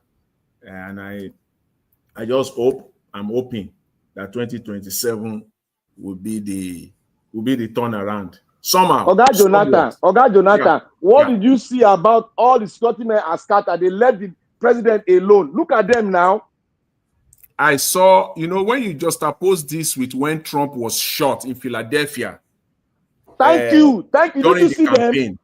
When Trump was shot in Philadelphia, you saw the Trump this thing. What they did was that they all fell on Tinubu. They are the one that wrestled. I'm sorry, I said Tinubu. It was the security. They wrestled Trump down, and they formed a circle parameter around him and lie on, and stay on Trump's body like that. They wrestle him down forcefully, and then but that was because there was gunfire already. This one, no. Go and watch George Bush. It's the same thing they did for George Bush. They circled him around and took him out. What are you saying here Even now? when they threw shoes at him, they've already thrown two You know sandals. that, Naija, we know how they operate. You see this video that See, we are they are analyzing scattered. here. Stop criticizing for the sake of it. They did what they were supposed to do. Stop making this thing. You Look at all see, this. You just have to criticize for the sake of it. That see is this criticize. video. It's No, like, no, it's like I don't think the president is. Yeah. What Black Panther is saying is that the protection of this president was not secure enough because if you check it, whatever that happens, how did that person even get close? How? Because there should How be did like, he get close? Yes. I think because Nigerians can protest. I don't see that because people are allowed. It's a public space generally. You know, it's a public space. What is But I think we are talking about What's the president. that is the most we don't secure know how place. So close the person was. We don't even know because all we see is the president. Maybe the person is 10 meters away, 15 no, meters no, away. no, no, no. The guy was very close. See the VG, see the bodyguard, personal bodyguard ran Exactly. out. He He was was very know close. that. What did they talk? Don't know that. He You don't ran know out. that. No. No. See, Too you Naija, can also see No. The guy was close. Look at this. Guys, you can also see the expression of Mr. reaction. Tinubu. You can also see the expression of Mr. Tinubu there. Exactly. Look at the man from the back. Look at the guy from the back. He ran to the front. Look at him. He come up for a normal spot. He called front. Look at the one on the other extreme. I think the reason why I'm saying that is because sometimes an incident could occur, then they discover it, then they act. No, first the before they president's security react. is different from other security. They are supposed to focus on the president, and the ABC is also form a circle with other people around him. Because we don't know how many of them are in that hall. You think that the threat was still there, then they just went back. Yes, we don't know how many of them are in that hall. You cannot say how many of them are in that hall. The first priority is to form an edge wall around the president and take him out immediately. No, why would he take the president out? I think they probably assessed it already. Come on. The president was smiling before the end. They probably assessed it that this guy wasn't a threat. Maybe it was one young guy that just came. Naija, I'm tired of you. He just want to criticize for the sake of it because he don't like it. He just want to criticize. Anything you see, you have to criticize. The president will come out with that posture that it's not. Can you imagine? Posture. That's what I wanted to say. Oh, forget Smiley Care. No, he was smiling at the end. Now Koboko, better Koboko. Now Look at the security men you have. All of them lose their beats. That one come from back. They want to beat them. How did he get close? That's what we are saying here. It's not Yapu Yosna. He don't finish. He don't finish now. If the guy hold weapon, he don't finish. He go take him down now. That was close. Trump, they fired the shots. The guy fired shots, and the guy was on the roof. People saw the guy on the roof, and the security people didn't even do anything. This one, the guy was brought down within seconds. He was taken down within seconds. My brother. After he watch the video again. I think he fired one shot and killed somebody. Already. He was taken down within 20 seconds. He was down on the roof. 20 seconds. This one was down within 5 seconds. Anywhere President Trump goes, there are more than 10 snipers. No, but what we are saying to Nigeria, let's be honest. Donald Trump was far away. They used this gun called, what is it called? To fire from distance. Now, sniper gun they use now. Sniper. Yeah, that's what they use. But this one, with the reaction of our president and the security guides, it was very close. They better Koboko. Now they want him. You know, see one inspector. Look at the inspector from the back. Look at that inspector. Just look at that inspector. It's coming from the back. Just look at. You see him now. He go come from the back. One inspector. You see him. You see the inspector. See that inspector coming. That guy. Wait. That guy not supposed to come up for a beat. You understand what they talk? He not supposed to come for that beat. Koboko, they use pepper to rob. Now they want to trash their bomb. They want finish him. Why we don't tell and say, oh, ni lost not more. President of the Federal Republic of Nigeria. Now you be one your lose guy like that. It would have been quite stressful for him, you know. Imagine if it was a stressful occasion like that where they have to take him rushing out. He was very lucky. If I were the security guard, if I were the security allocated to him, I would have taken him out from that place immediately. No, I believe they did. I believe they did immediately. Because You don't know how many of them are in that hall, and it's not good for you to take risk on the president's head. And they off all the cameras immediately. I don't know why our media is always doing this. They'll just turn all camera off immediately. Why? Can somebody explain that? Just in case the person that wanted to take him out, it was above their pay grade. Because there's so many things they want to have clean slate. Don't mind it. They want to have clean slate. Their propaganda. Yes, not that propaganda. This is what I just complained about. They like to hide a lot of things from Nigerians. We don't know who turns terrorists. You are right, too, Nigeria. You are right. To hide things. They don't off camera in abroad, but for here, they don't off camera. Just in case. They will turn it off, so we don't know who is behind it. Truly, let's say it was a serious event. We will never know. Cook the lies, because it's what they come out to tell you. You will have to take. Okay, to Nigeria to say now shoot and stone, give it, put them for head. So you go meet them because not you dodge. You go meet them for head now. Anyway. You never know now. The guy looks like a guy man. Now lie, you go meet them for head. Look at his face. Look at his face. You go meet them for head. This guy smokes cigar, so don't joke around. Anything where they show me Tinubu as your be so go affect her. Forget that. Which one be Ghana? Which one be Ghana for this? This way we are so shit now. I don't know. That's the way we are. But I want a dodge. But see him. Now look at the way he run go back. You know, see him face. Even the way he take days for days, already traumatized. Yeah, I think the way he behaved was a guy man behavior. If you ask me, in the next 1 month, Tinubu not visit anywhere again. Go make it. You know, now true talk. Nigeria, what you talk to, you no go anywhere. Tinubu is a very kind of nothing. This guy is aware, man. He's aware. Say whatever I like about him. He's aware. It's just that his awareness is using that against us. And he's aware. He said something this morning that I posted. And he said, Nigerians hate me so much, but I don't care. Exactly. You know what thing? I don't think you know what thing go out in mind. That's exactly how it is. So you know what thing go on for in mind? If you reach out, let me tell you what he What did he say this morning? He said, "You didn't." My pre-recorded video. You don't watch them. No, I watch, but this one you are saying, I don't think I don't think he's there. That's the first video that I posted this morning. The first one. Yes, he said that Nigerians hate me so much, but I don't care. I'm still their president. Yes, and I said it. I saw it. I said it now. He doesn't care. I don't care. He knows where power lies. He knows where power lies. Now, these are the people that wanted to arrest Emefiele while Buhari was still in office as the president, and it's almost as if we had another president commanding DSS to arrest Emefiele. The president is not supposed to say. It's not supposed to talk low. It's supposed to talk tough. In every president is supposed to talk tough. Tinubu is talking tough in the negative part. He cannot say he doesn't care about the people. That's a wrong statement. Basically, that's a very wrong statement. The president of the nation. That's a very wrong statement to put out there, because you are making it more violent by saying you don't care. I'm not sure. No. I'm not sure you use the word "I don't care." Look, I just listen to it again and listen to this. Not everybody will like you in politics. They hate me like hell too.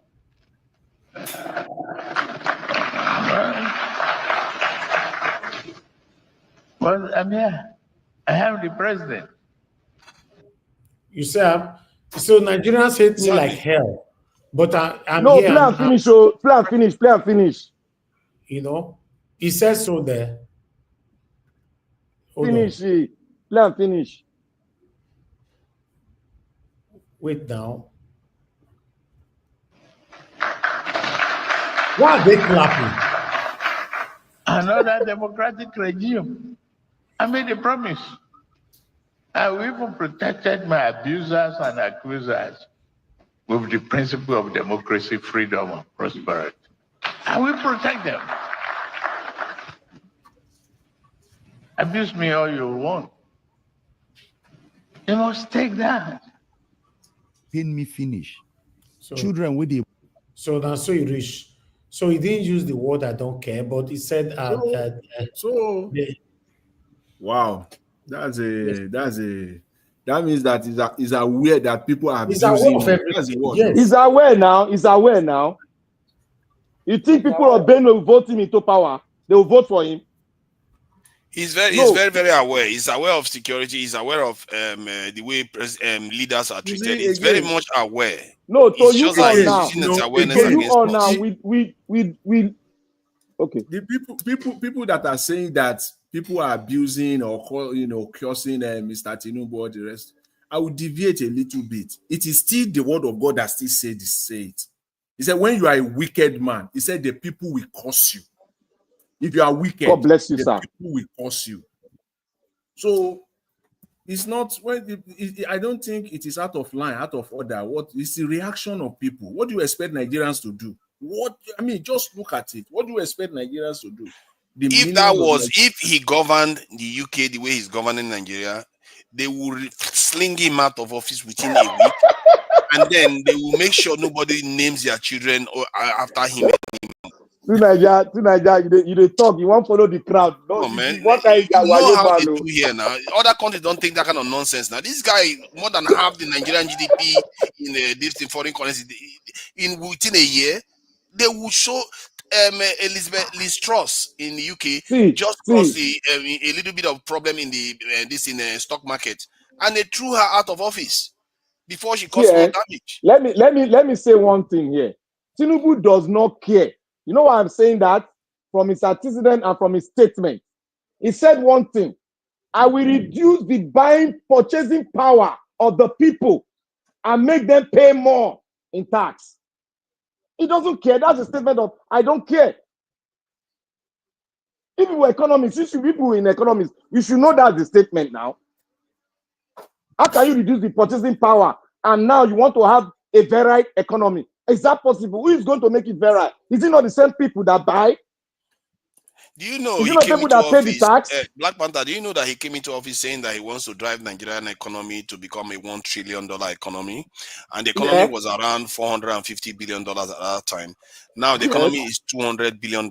And from projections at current growth rate, it's going to take Nigeria 22 years to achieve $1 trillion. God bless you. Damaging. God will bless you for that statement. Is that a statement of, will that qualify him to say, I care? Does he care? It doesn't. They just come there, they sabotage the country, and they tell you they care. This is the thing that they do. They are aware, but they do it because they are not serving you. That's the sad story of the entire thing. They are not serving us. They are serving other people. That is the problem. How can a president want to do one thing and he does the opposite?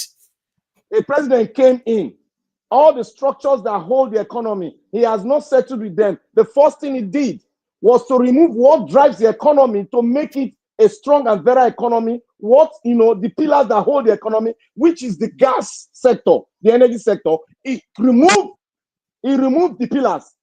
How will you grow an economy when you don't subsidize your energy sector as a developing nation? How? Tell me how. People, can you please tell me how? So that we learn from you guys. It can increase manufacturing. And the other thing that I discovered was that I had a conversation with some Chinese people regarding buying some technology from them, and they gave me their price. And that price, what I was trying to find out was exactly what is possible if you truly want to do manufacturing in the country. And the price was basically nothing compared to what is required to do it. So in other words, if you buy that technology, you take it to Nigeria, you start manufacturing it, and you start producing products that Africans are going to buy for very, very little money, really, relatively little money compared to how much this government is wasting. It tells you that if the government is serious about manufacturing, you can go and buy technology out there and start manufacturing it in Nigeria and selling it to other African countries. It is possible because I've done the experiment and I've been given a price. So why are our leaders not doing it? To Nigeria, you see your economic plan now. It's even 100 million times better than the president of Nigeria plan.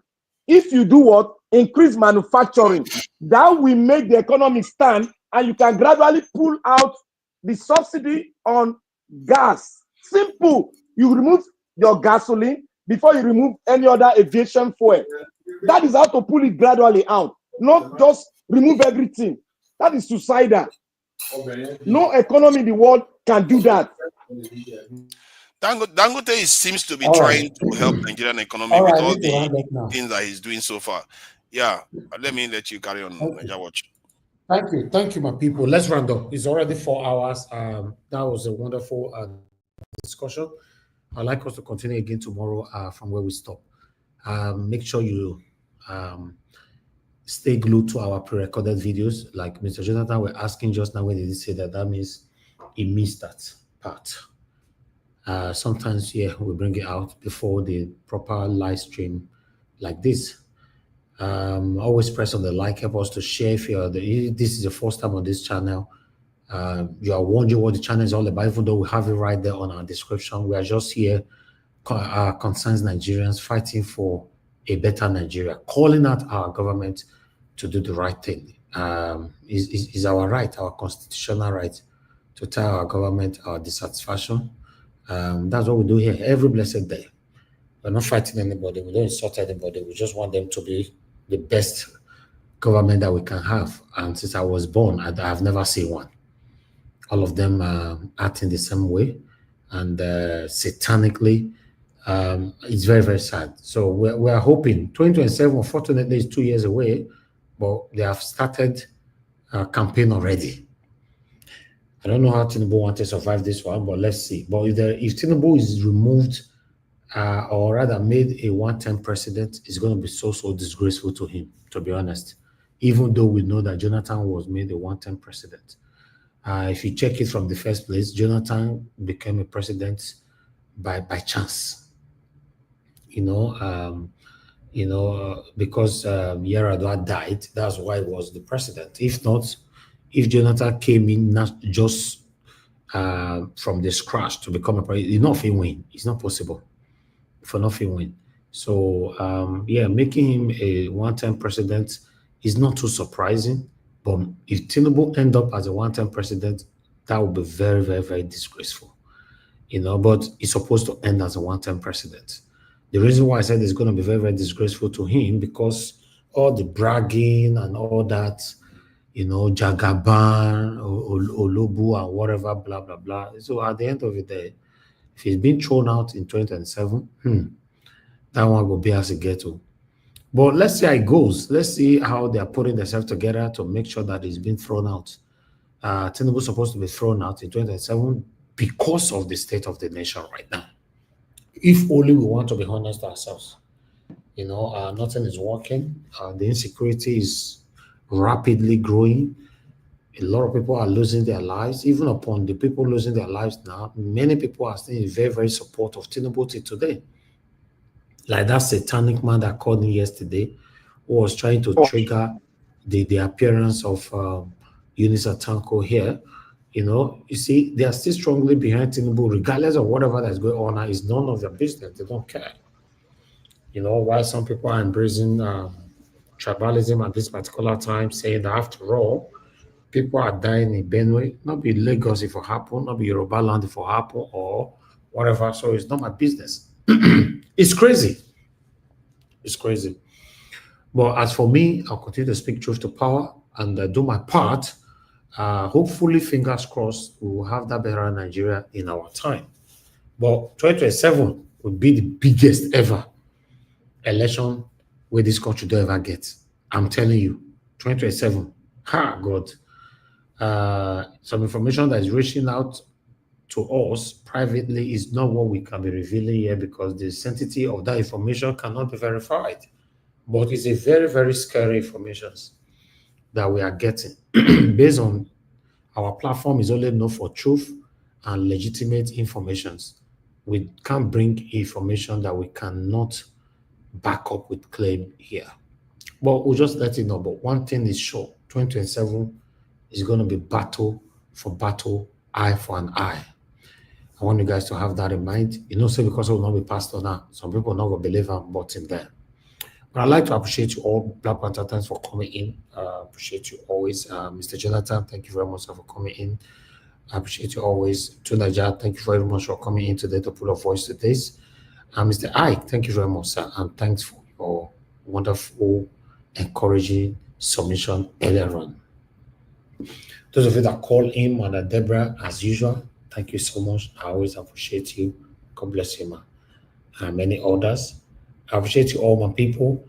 And we have two supporters today financially, which is Kinsley Ogerahi and Osemi Geomede. God bless you, sirs.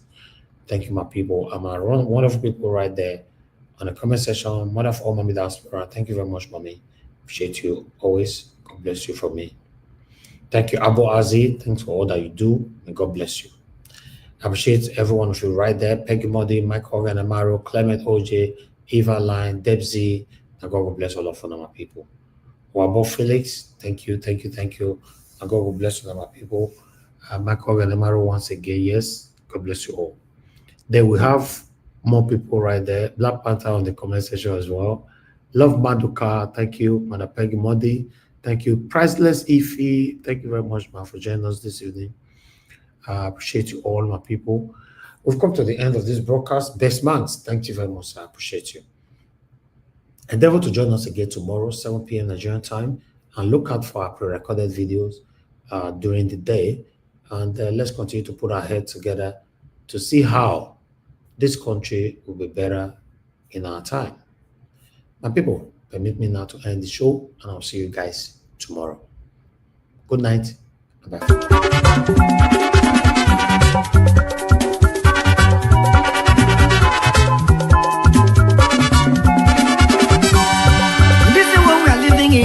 In this world, all of us today in motion. Everybody there in motion. Moving to our various stations. As we there in motion, make we do good to ourselves, yo. Make we do good to our neighbor. Before we reach our station, every walk gets paid. Every walk gets paid. Every walk gets paid. I make a day fear my God.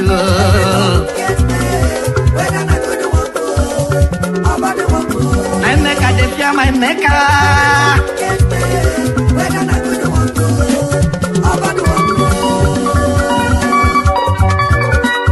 Come on, go on, song. Organize.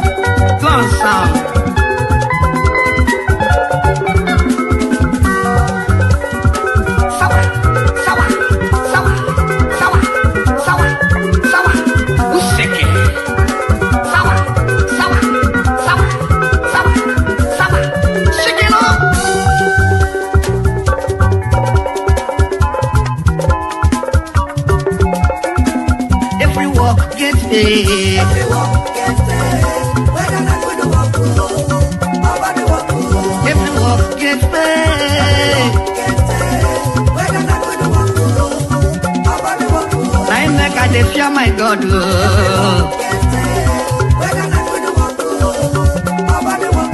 I make a fear my maker.